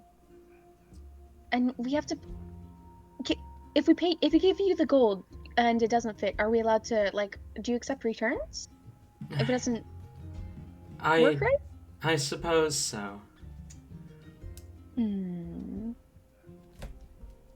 Alright, Rain's gonna pull out the 50 gold. He'll set it on the counter.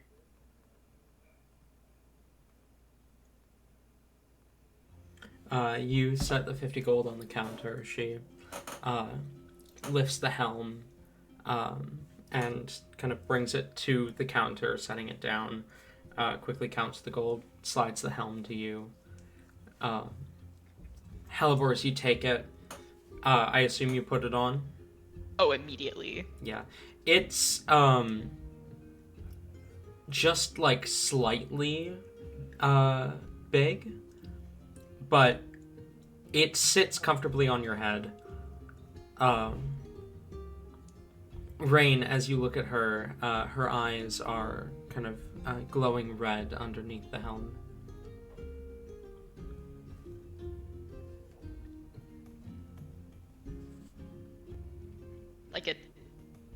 Does this seem like a different type of red? Because, like, they're normally red. I mean, they're glowing now, which they weren't before. Can I see that real quick, Hellebore? She's not possessive. She'll hand it over real quick. She'll just kind of like dip her head down for Rain to take it.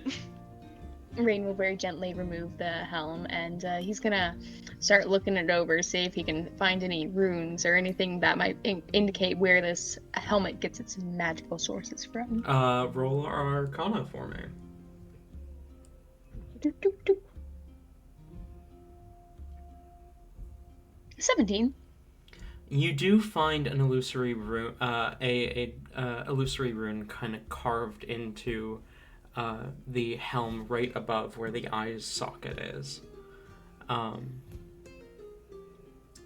That you gather is likely where the magic comes from.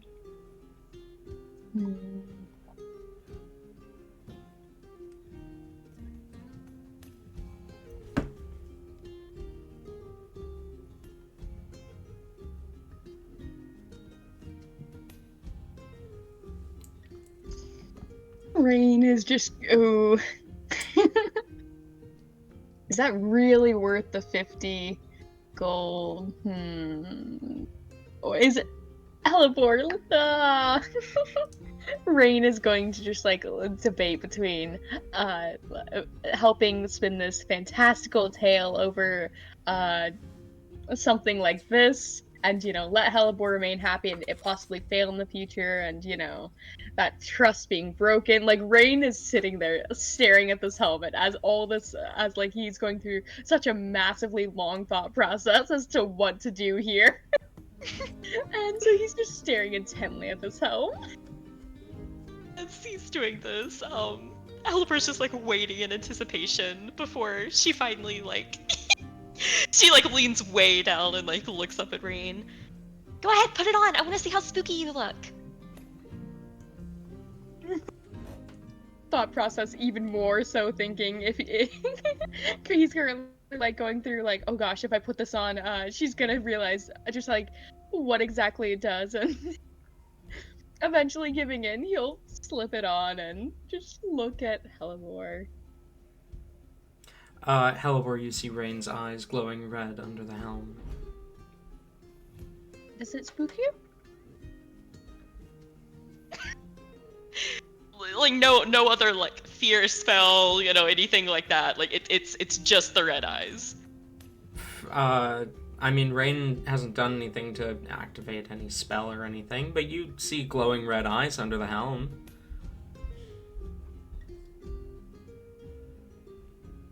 She kind of like When the tilts her wizard doesn't head. bring identify moment. She kind of tilts her head back and forth a little bit. We have matching eyes like that. That's pretty cool. Can you, like, does it have, like, an activation word? Like, ooh, spook people. Ooh, spook people. Rain's That was going it. You got it. That was it. Everyone is now terrified of you forever. How do you feel? Rain's going to just like turn, look over to the shopkeep. Does it have an activation word? I could never quite figure that out.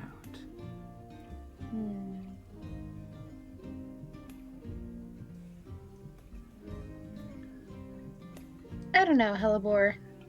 I think we could possibly find something else, probably better, maybe with the dads. Back to friendship bracelets?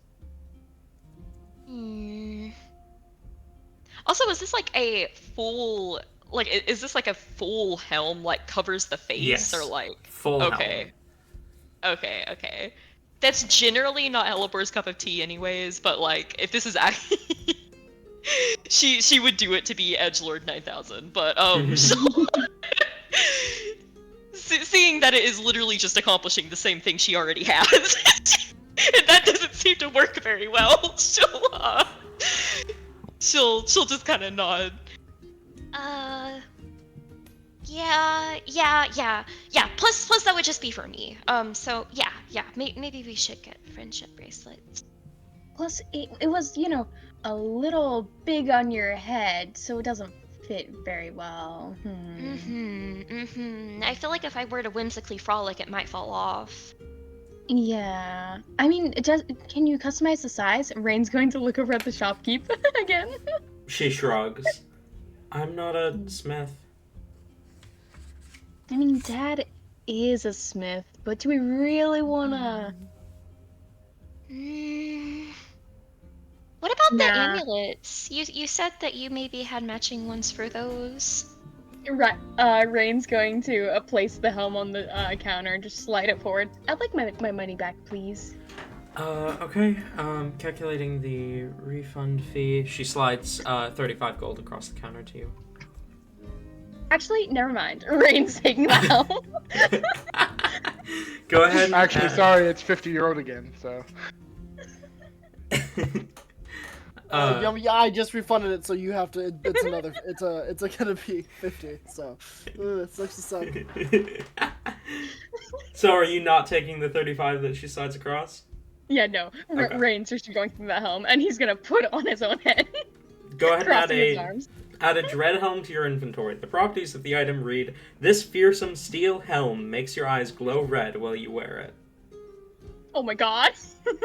This place is such a Hell yeah. ripoff. At least the front is. Helibor is honestly still like super excited about this. She's like, we match. Rain is so pissed.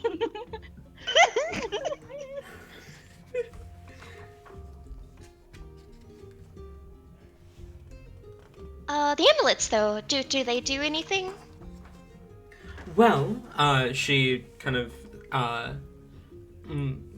grabs the amulet that she'd been looking over. They do, of course. All the items in here do. This one, for example, if you activate it, then, you know, instead of relying a bit more on kind of luck when you're fighting, it'll kind of give you a bit of help. Who relies on luck when they're fighting? Isn't that usually talent and skill? Something you have nothing of. Talent, skill, luck, it's all the same.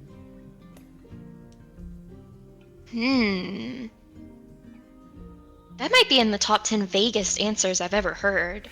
Can you be more specific?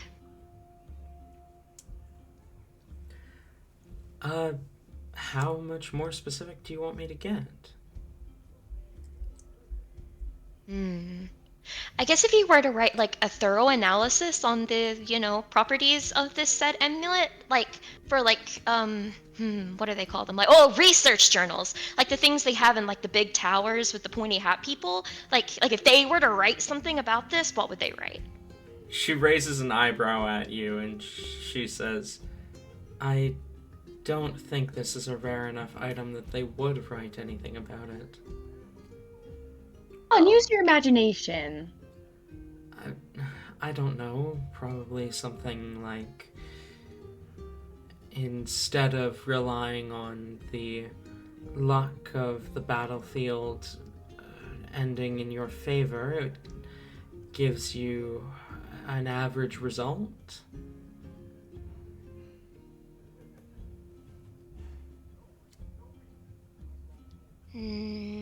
She kind of just gives a questionable look to Rain. We don't really do average. I mean, how, looking around at this place, I mean, it's all right. Oh, ooh, what's that? Rain's gonna point to the clockwork tentacle. That is a prosthetic limb. Oh, why'd I immediately think of bastard? Because Bastard is missing an arm.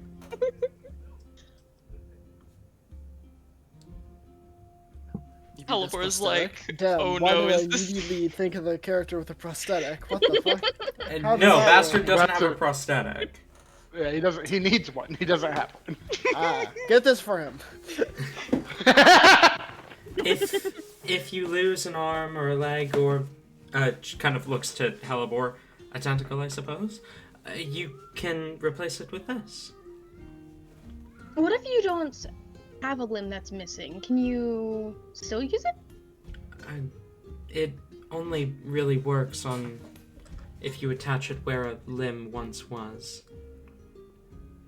I mean, but don't most people have tailbones? Could you use it as like a tail? Oh, that sounds so cool! She genuinely seems to think about this for a second before she says, I don't know. I've never tried it. Oh my goodness, Rain, get it and sew it on yourself, and then you can have a tail. We can both have tails. We can match. We can both have tails. How I'm much? just gonna get Todd one then. How much is this? That one will be probably, I'd say, $275. You know, Alibor, I think I can find a. I mean, it's a tentacle, so I don't think that's necessarily great for a tail. You can find a better tail somewhere else, I think. Well, like, what if you get it for one of your shoulders, and then, like, we can find another tentacle somewhere else, and you can put it on the other one, and we can match even more.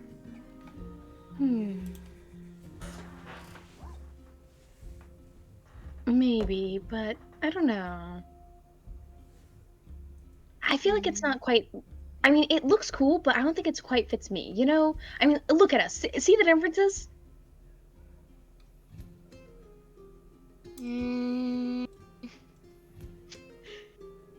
Helibor like raises up like one of her tentacles, looks at the other one, looks back. Yeah.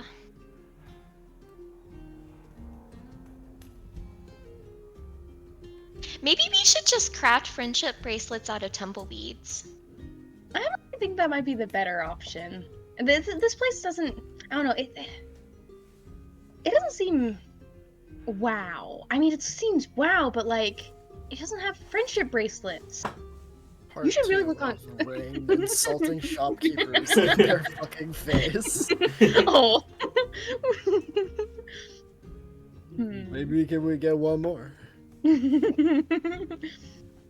mean, you should really look at maybe trying to find some friendship bracelets. Like this one here, and Rain's gonna pull out the bracelet that he has half of.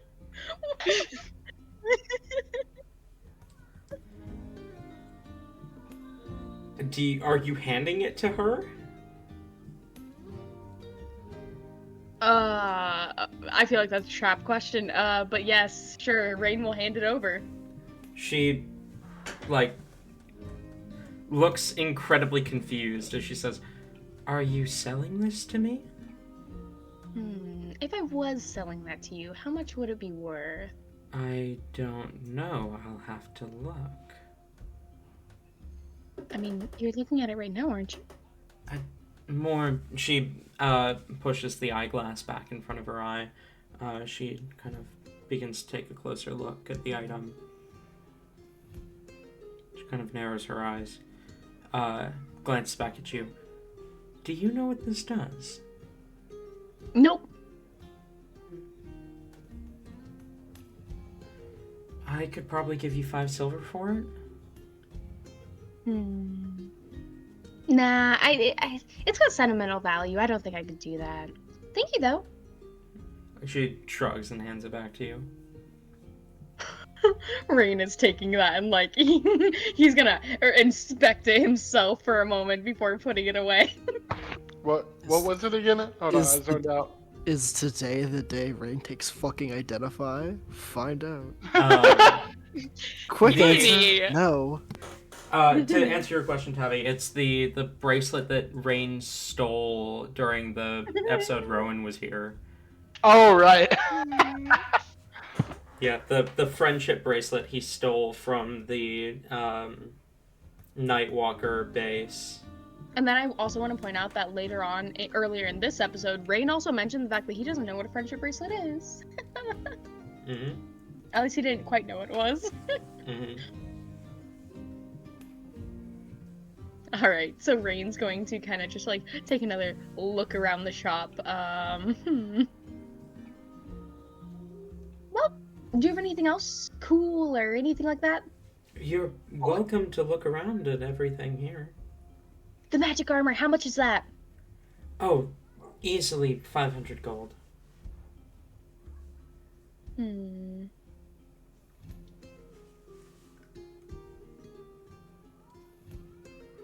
do you want to go make some friendship bracelets? Elvor was already chomping at the bits to like get outside. You can see her kind of like head poked out the door, like scanning around for. Surely there are tumbleweeds around here. Oh, plenty. You're in a desert. What do you expect? Alright. She's already like tumbleweed watching. But she'll just kind of like nod back at Rain. Yeah. I'm trying to look for some good ones right now.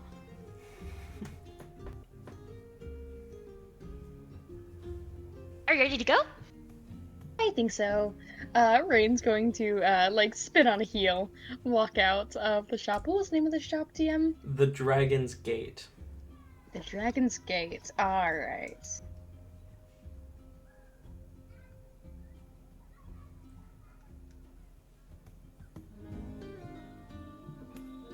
Rain's notating that down to put a bad review on Yelp. Oh my god, Ayla literally basically just sent me in the Rain channel Rain gave it a bad review. Right, so fucking mighty. I sent it and then you said that.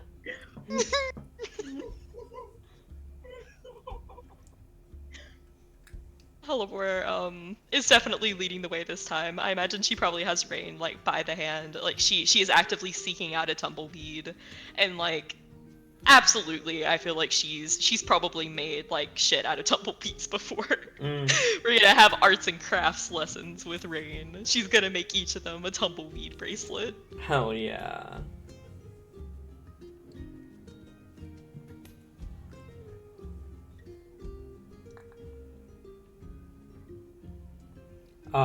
We're going to now pan back to the Red Dragon Inn. The Red Dragon. The Red Wow. Dragon. Drag it in, do you it's caught But you feel fucking stupid now. Get him. I did. I've won D&D. Got him. Rain is so salty. I want to see just like, how salty is he over this? You guys, have your food, and as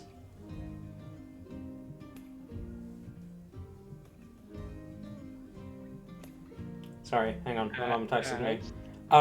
As you guys are eating, you see Unforgivable. the Dragonborn kind of approach your table. You're like mid-bite as he asks, how is everything so far? Very well done, thank you. Indeed. Can I get you anything else? I think I'm okay, thank you. He nods and says, then enjoy your meal, and he walks off once more, leaving the two of you alone. Yet again. His inner monologue. Maybe this time. Maybe this time. Next time. Next time. Please. No one else is coming in. There's nothing to do. Give me a job. No. There's no like rambunctious kids coming in right now. They're all from a magic shop. There's no chaos. It's too quiet. I mean, I imagine by this point we're probably done eating, right? Yeah, probably. So, Probably.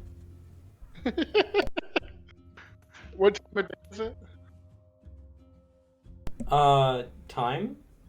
Yes. It's kind of nearing sunset at this point. Why did you say time like time? What's that? That doesn't exist here.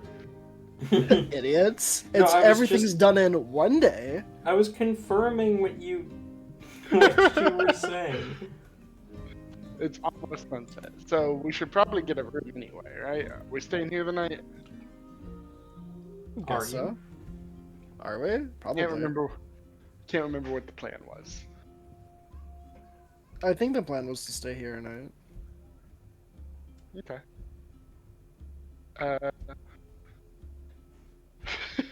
Then yeah, when the waiter comes back around, I'll flag him down. Throw a The flag at him. the waiter approaches. Yes, may I help you?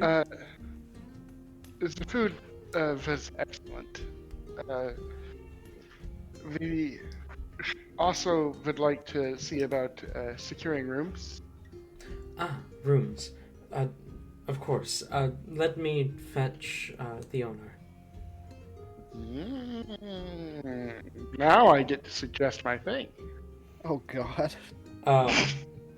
The Dragonborn walks off, and a moment later, you see this kind of younger woman with blue hair, blue skin, kind of almost a purplish blue skin, and hair made of what seems to be kind of squid tentacles, dressed in kind of a fancy yet almost adventurous garb as she approaches.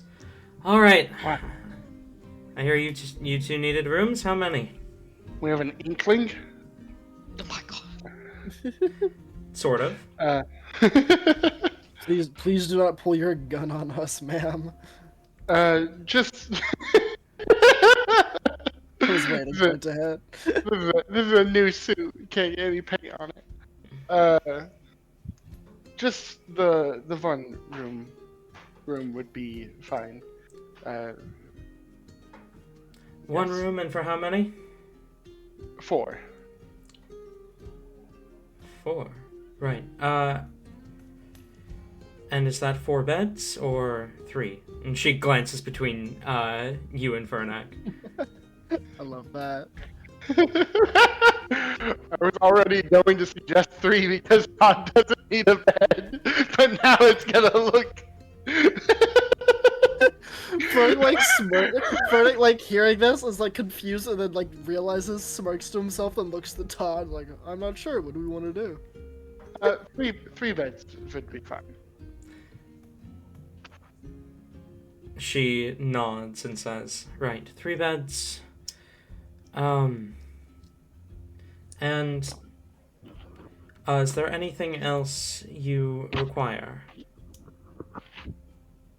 Any special... For everyone else in the building to have noise canceling headphones. Any Oh my special... God. anything I should bring to the room? Nothing comes to mind. Not that I can think of.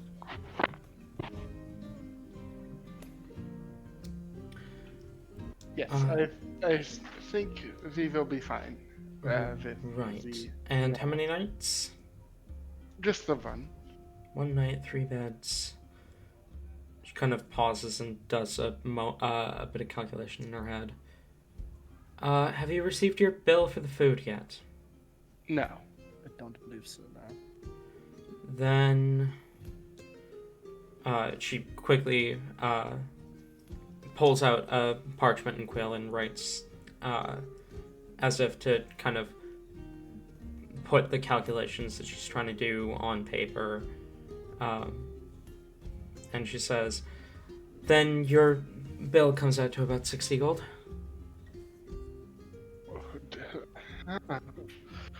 Frederick, as Todd is reeling, Frederick just puts it on the table. That's me reeling. Todd just puts it on the table. We do it at the same time, glare at each other, then rock paper scissors. I do believe I said this was my treat. Fine. I'm glad the parents are also getting scared. She smiles and says, wonderful. I will have your key for you in a moment. Another thing. Yes. Oh god, here we go. Hey, Leslie, go. The title of your establishment here is the Red Dragon Inn.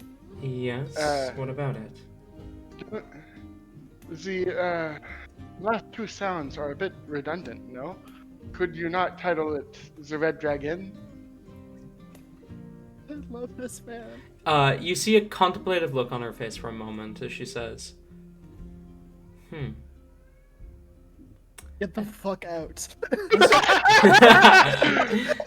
I'm keeping your gold. Leave. Is that so? Looks at you. Power word kill. No, she pauses and thinks for a moment before she says, I suppose I could, couldn't I? But then I'd have to get a whole new sign made. I could do that in a day if you need it. I wouldn't trouble you. Oh, please, it would be my pleasure. I'll think on it. If necessary, I could even get it done when I come home and when I go home, and I could send it to you. I said I'll think on it. Beautiful. But I insist, it's happening now.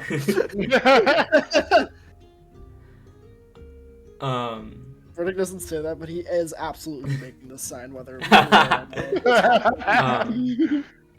As she says, and here I was hoping you were asking about the origin. I mean, I am a little bit curious. She smiles and says, well, legend has it, beneath our humble town, an ancient red great worm was once imprisoned.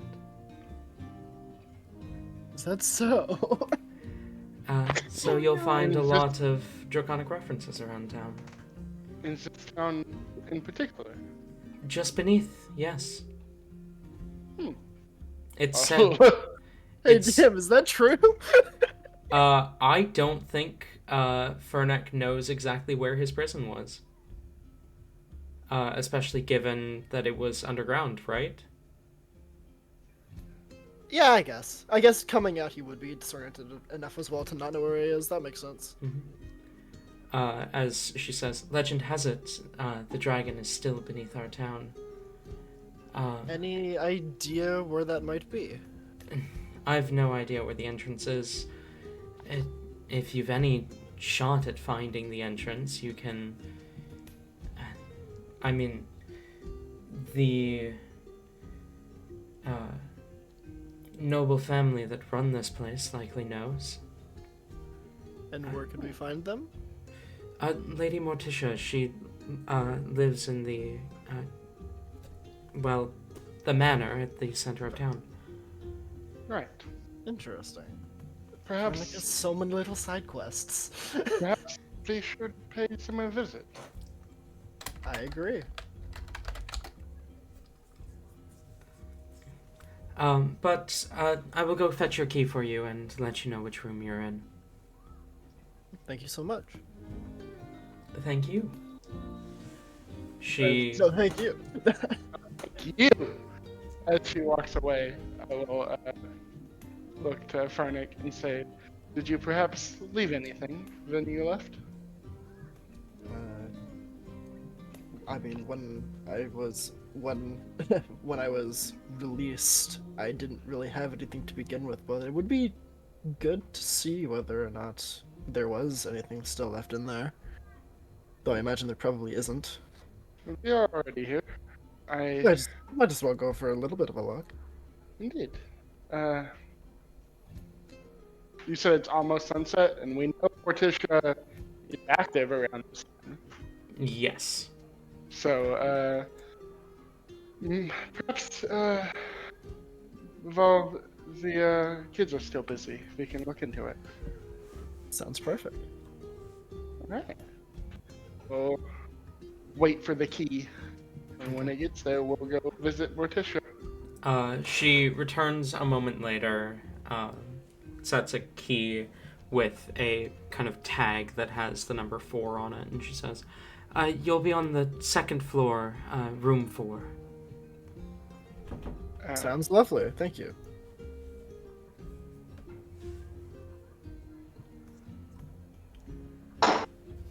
Alright, we leave? Alright, We go. We go. you go. We go are. onwards. This is definitely now going to turn into a 3-session thing, Oh, absolutely. if not 4 or 5.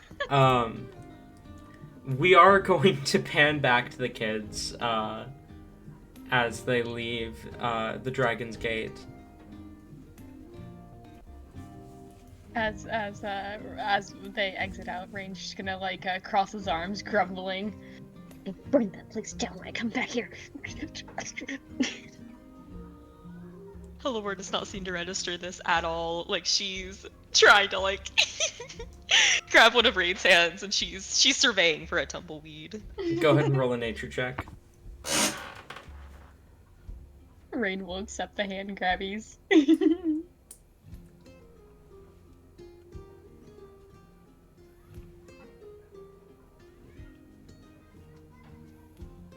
Is a 24.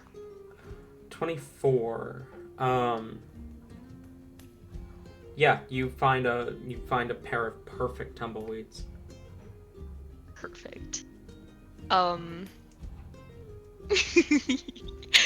She will point at them quite excitedly. Immediately circling around it, surveying it for, friendship bracelet potential before giving a. They're perfect. These are going to be the friendliest friendship bracelet that's friendly ever. Do you know how to make one? Have you ever made one? I can't say. I mean, like, I haven't made necessarily friendship bracelets. I've made things before in the past, like gifts and whatnot, but not. I mean, like, I know how to like do the little fancy weaving of bracelets, but no. I mean, it's not very hard. I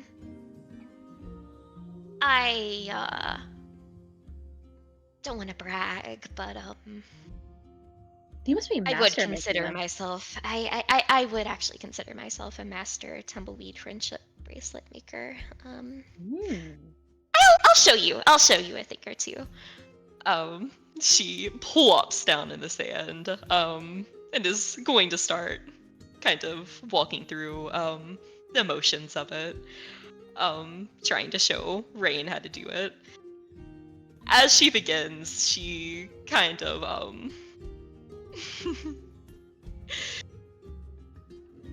really, since it's getting a little bit later, and there doesn't seem to be any dads around, she gives a little bit of a devious look to Rain.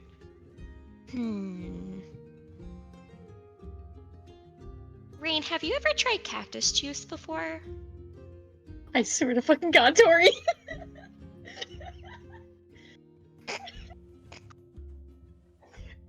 Rain, he's like just like very intense. He's focusing full focus on the friendship bracelet making, and you pop that question out to him, and he just like freezes for a moment.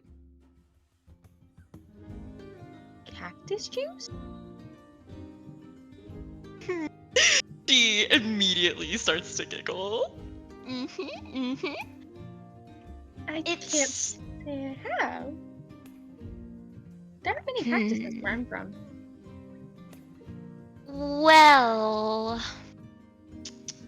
I had my first run-in with cactus juice. Okay, so last time I went here, it was kind of a big thing. Some mother told me I wasn't really supposed to drink the cactus juice, but like, it gets hot and it looks very cactusy and juicy, and I bit into it and I just like sucked the cactus juice out. That shit's wild. It's crazy. Like I did that and then like I saw things. It was really weird, but it was kind of cool. Are you saying you want us to try cactus juice? Oh yeah, I mean, I figured that you could. That's like pretty much like everyone's got to try cactus juice once in their life, That's like kind of a thing. It's like Okay. almost like a druid rite of passage, sort of. Ah, okay. Do you have any recommendations for cactuses? Rain is currently looking around trying to spot a cactus. Well, only the tallest, biggest, and spikiest, and greenest of cacti will do. She dramatically lifts her head up and starts sniffing the air, kind of. I smell some good ones. Yeah, we can find the perfect cactus for us, don't worry.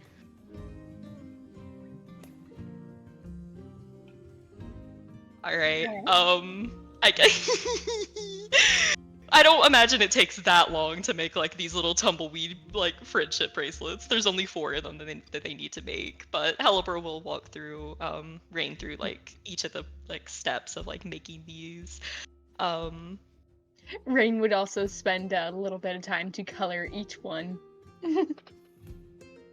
Beautiful. Oh my gosh, who gets what color? I imagine they're all like not necessarily like rainbow themed, but it's like oh boy. Okay, so each person would get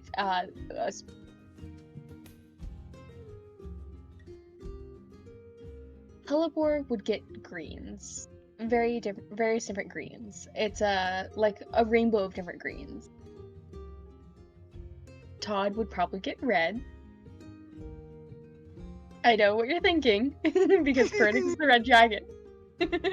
But you see, the thing is, Todd gets red for Furnick, and Furnick would get, I'm gonna fucking lose it. I Furnick feel would like get like a gold is gray very scale. odd. I was gonna say a grayscale, honestly, for 2 different reasons. Just because of who Todd is, usually darker colors. I wake up and I have to deal with your shit. And the fact that Furnick is turning white. Oh my god! Literally like this in my character, you racist piece of shit. I have accidentally made Rain both transphobic and racist. What the fuck is this? Accidentally? This seems very intentional by the fact that we've told you it's happening and you're still doing it. It is very intentional at this point that Rain is both Dramatic transphobic PC and ever. racist. He's You've just done it stealing to the yourself. color. And the absence of color is white. It's not his fault. I'll never forgive you. It's all your fault.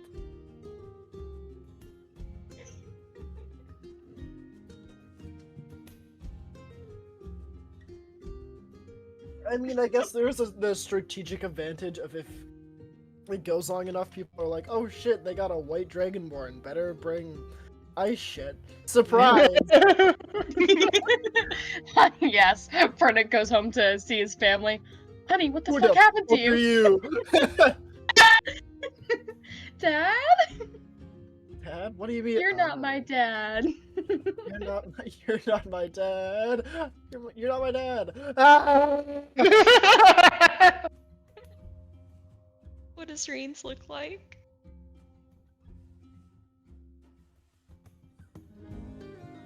That is a good point. What does Reigns look like? I am nothing but a giver, and all you do is hate. I think Rain would try to incorporate a rainbow into his. Makes sense.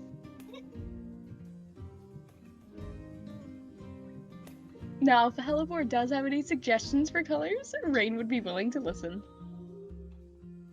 Like she would be completely fine with those colors.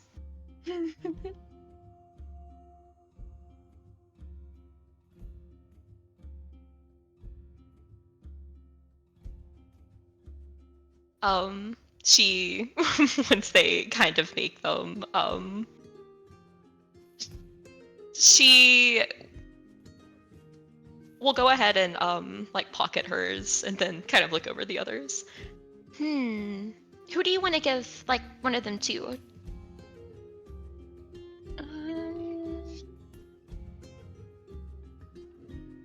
Well...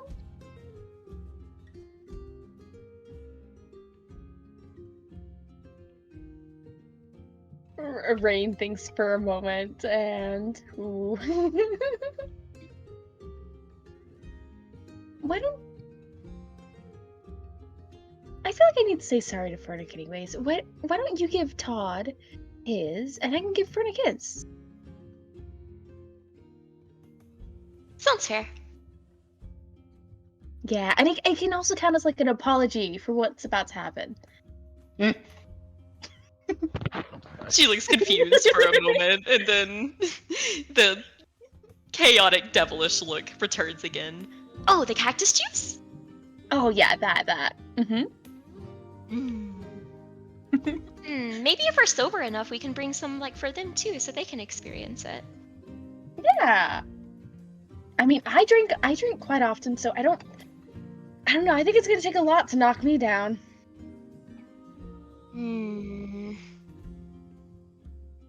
I mean, the first time I did it, I, like, pretty much drained the entire cactus, and it was really something. But it won't kill you, it's fine.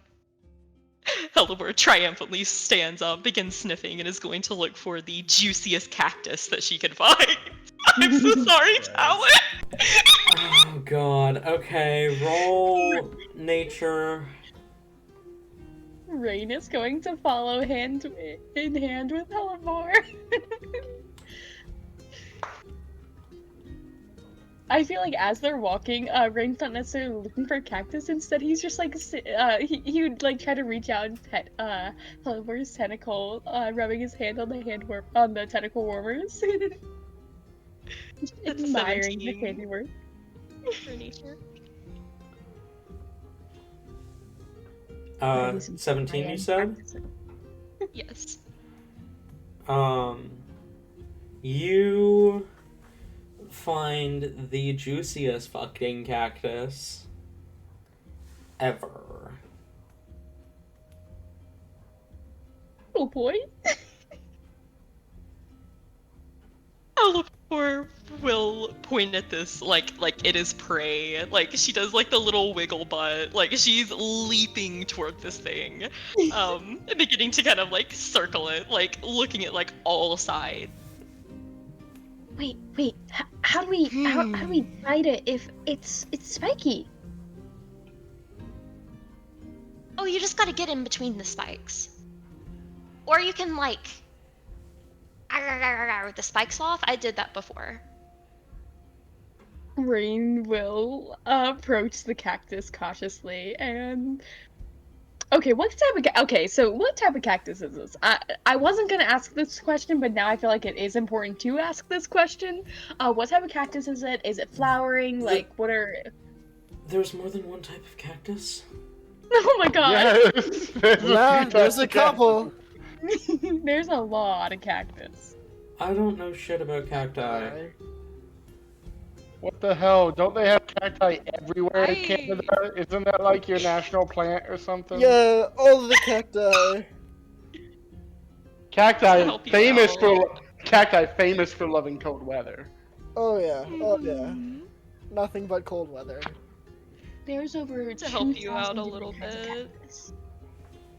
I was imagining like one of those like those big boys, like those like what are they freaking called? I don't even know.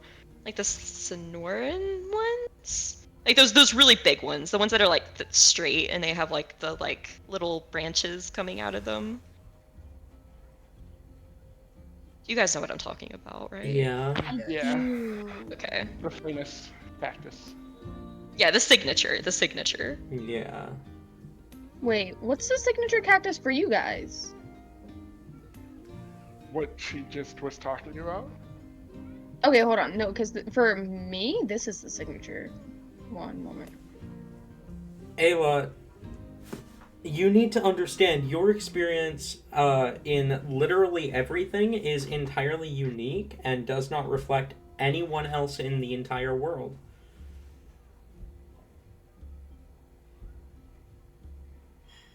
The cactus I. I think Yeah, this- I was imagining like one of those like those big boys. one of these. Yeah. Yeah. Okay. Yes. That's also what I was picturing. My See, favorite. See, the cactus I posted are what I normally find. This is my favorite cactus right here. The type of cactus that Ayla sent. I fell into one of those when I was little. Oh, I fell off a wow. porch into one of those. That must have hurt. Nah, it was fine. Acupuncture was quite nice. I felt better after. It's crazy.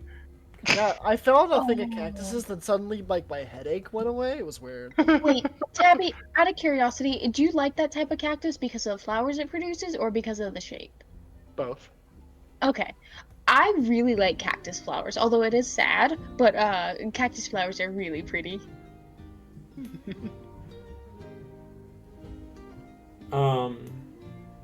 It is important to note though, is this cactus flowering? Yes, because it is near the start of spring. Okay, so cactuses flower when they're about to die. Really? Mm-hmm.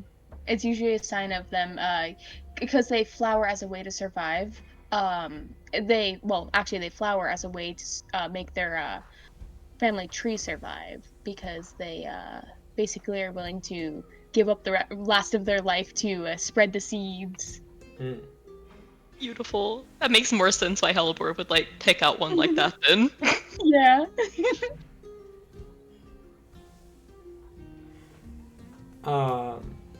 Right, okay. I'm still gonna say yes. Perfect.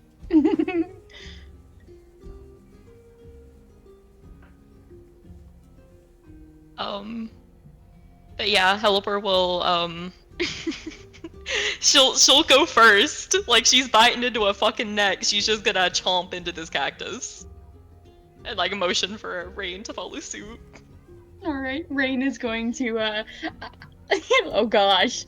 Rain is going to, at first he, like, pokes one of the cactus prongs, just make sure, it's not too sharp, of course. Doesn't puncture first, because, that's not quite how it works. And so then he'll attempt to go to bite at it, and, quickly realize the mistake that he's making. So he's just gonna take out a dagger and just, like, try to chop off a piece without touching it.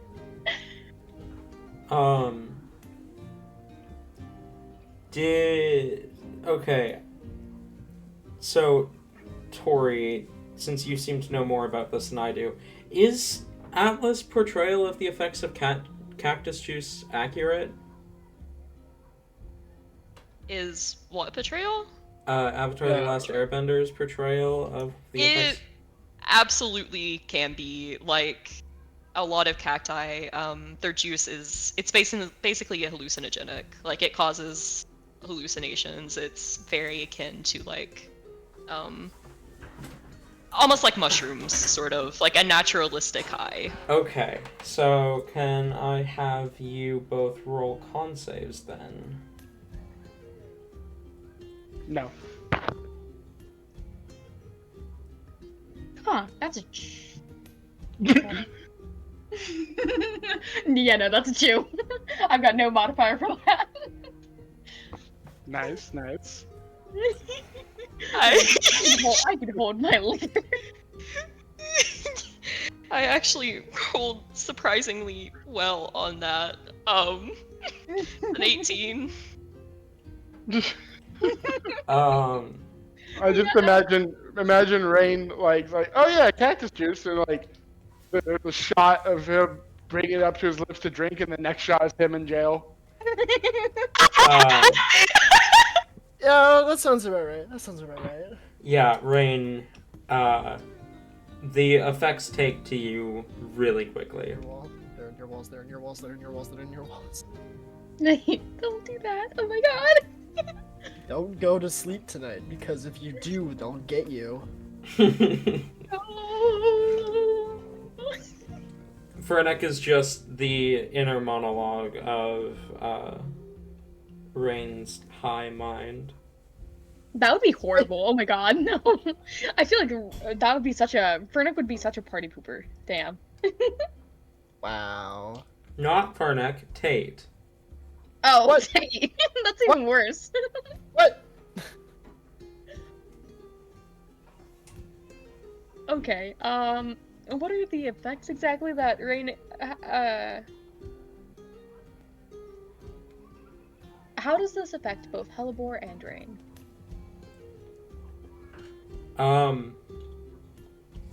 Hellebore, it doesn't affect her too bad. Rain, you are high as fucking shit. Okay. Oh gosh, what type of high does cactus juice give you? Probably not a very good one.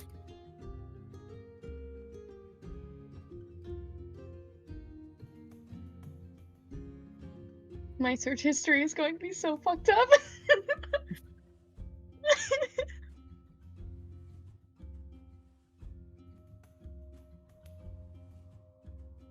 It contains hallucinogens, which cause those who consume it to temporarily fall into a deranged mental state.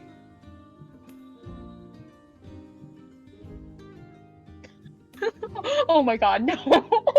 I accidentally typed that into the freaking AI thing.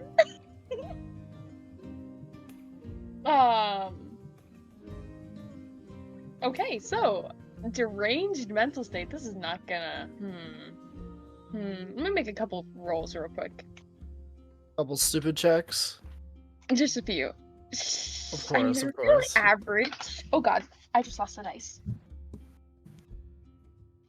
Your life will be next. Alright. DM, evens or odds on this next one? Evens. Evens? Okay. Evens will be what you want, odds will be what I don't want. What? Oh god. Okay, that was a 5. So, as they're chugging away at the cactus juice, I imagine Rain, like, doesn't quite even realize that, you know, he's reached his limit and he continues to drink and drink and drink.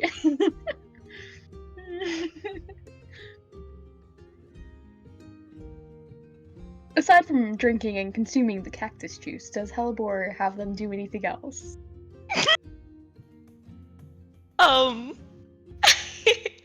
No. Hellebore is, I still, like, want her to, like, be impacted by this, obviously, because, like, it's not like, you know, she probably has somewhat of a higher tolerance because she's done this before, but it's not like she's an addict. Like, she's still getting it. I just imagine hers is a little bit more of, like, a good high where she can somewhat still function and like have a good time, whereas Rain. But yeah. She doesn't do anything extra. She's just probably like watching Rain like going into like fits of laughter. I was gonna get to explaining what exactly happens for Rain in just a moment. Okay. um, I would say Hellebore is fairly easily able to tell when it starts really hitting Rain. As normally Rain's, fidgeting, doing something. Rain's usually, always, doing something. But he gets really quiet and still. And eventually he stops drinking from the cactus juice altogether, and he's just staring at it. Setting the cactus in his lap, the little needle is poking into his clothes. It's gonna be a mess. And he just stares at the cactus very intently. Every once in a while, he'll breathe in sharply, almost as if he's about to burst out in laughter, but then he stills again, and he remains like this for probably a good 10 minutes before somewhat coming to and slowly looking around. Eyes falling on you, Hellebore.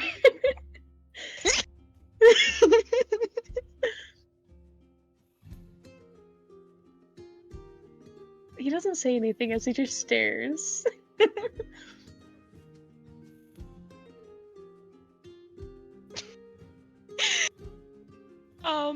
During all of this has just been kind of like worming around in the sand. She's like covered by this point. She's been kind of like talking to herself and you at like the same time. She seems to be like, hers is a lot more outward than whatever Rain is currently experiencing. But she just like looks over and like stares at Rain too, and I feel like there's a good minute of them just staring at each other. I feel like it's one of those times that like you just lose track of time, and so like for an outside perspective, they're doing it for way too long.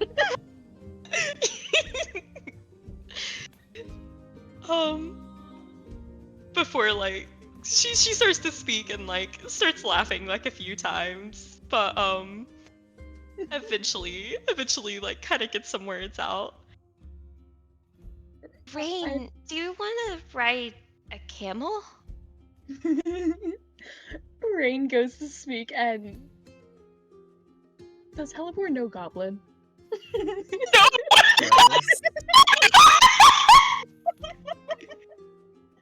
Rain starts to speak, and what you hear come out is not anything you can know. It's just like gibberish. Blinking for a moment. He goes to try it again. Does Hellebore know Zemnian?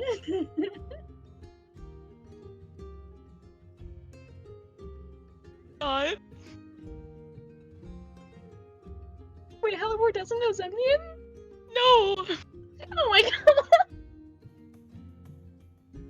Okay.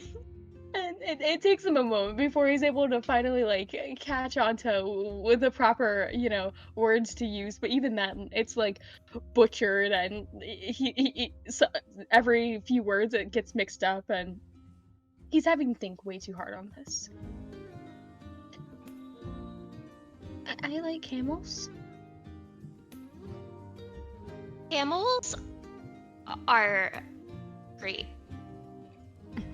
What's your favorite camel?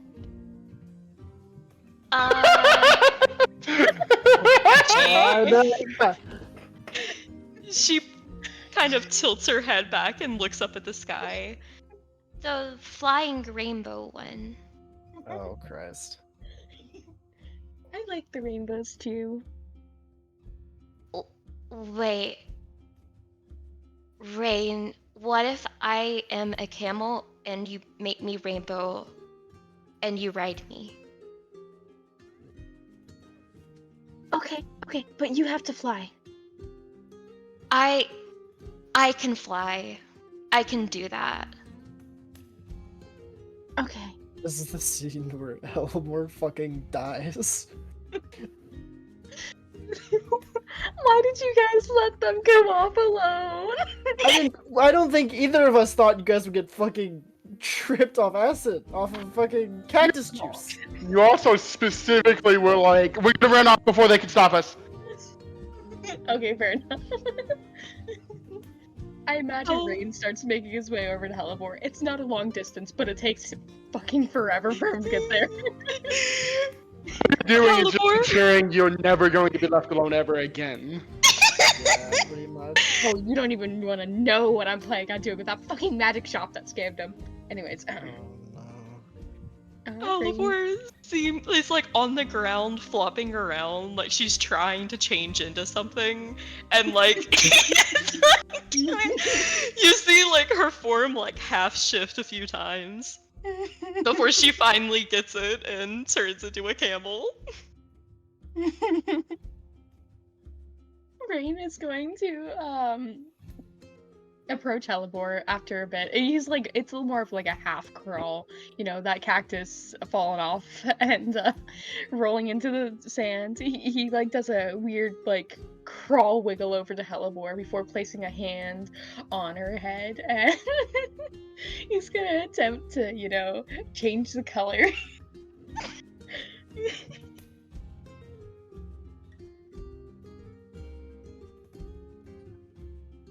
I imagine he would try to change, he literally just plops his hand on Hellebore's head and just thinks the color green as he goes about the casting of a spell.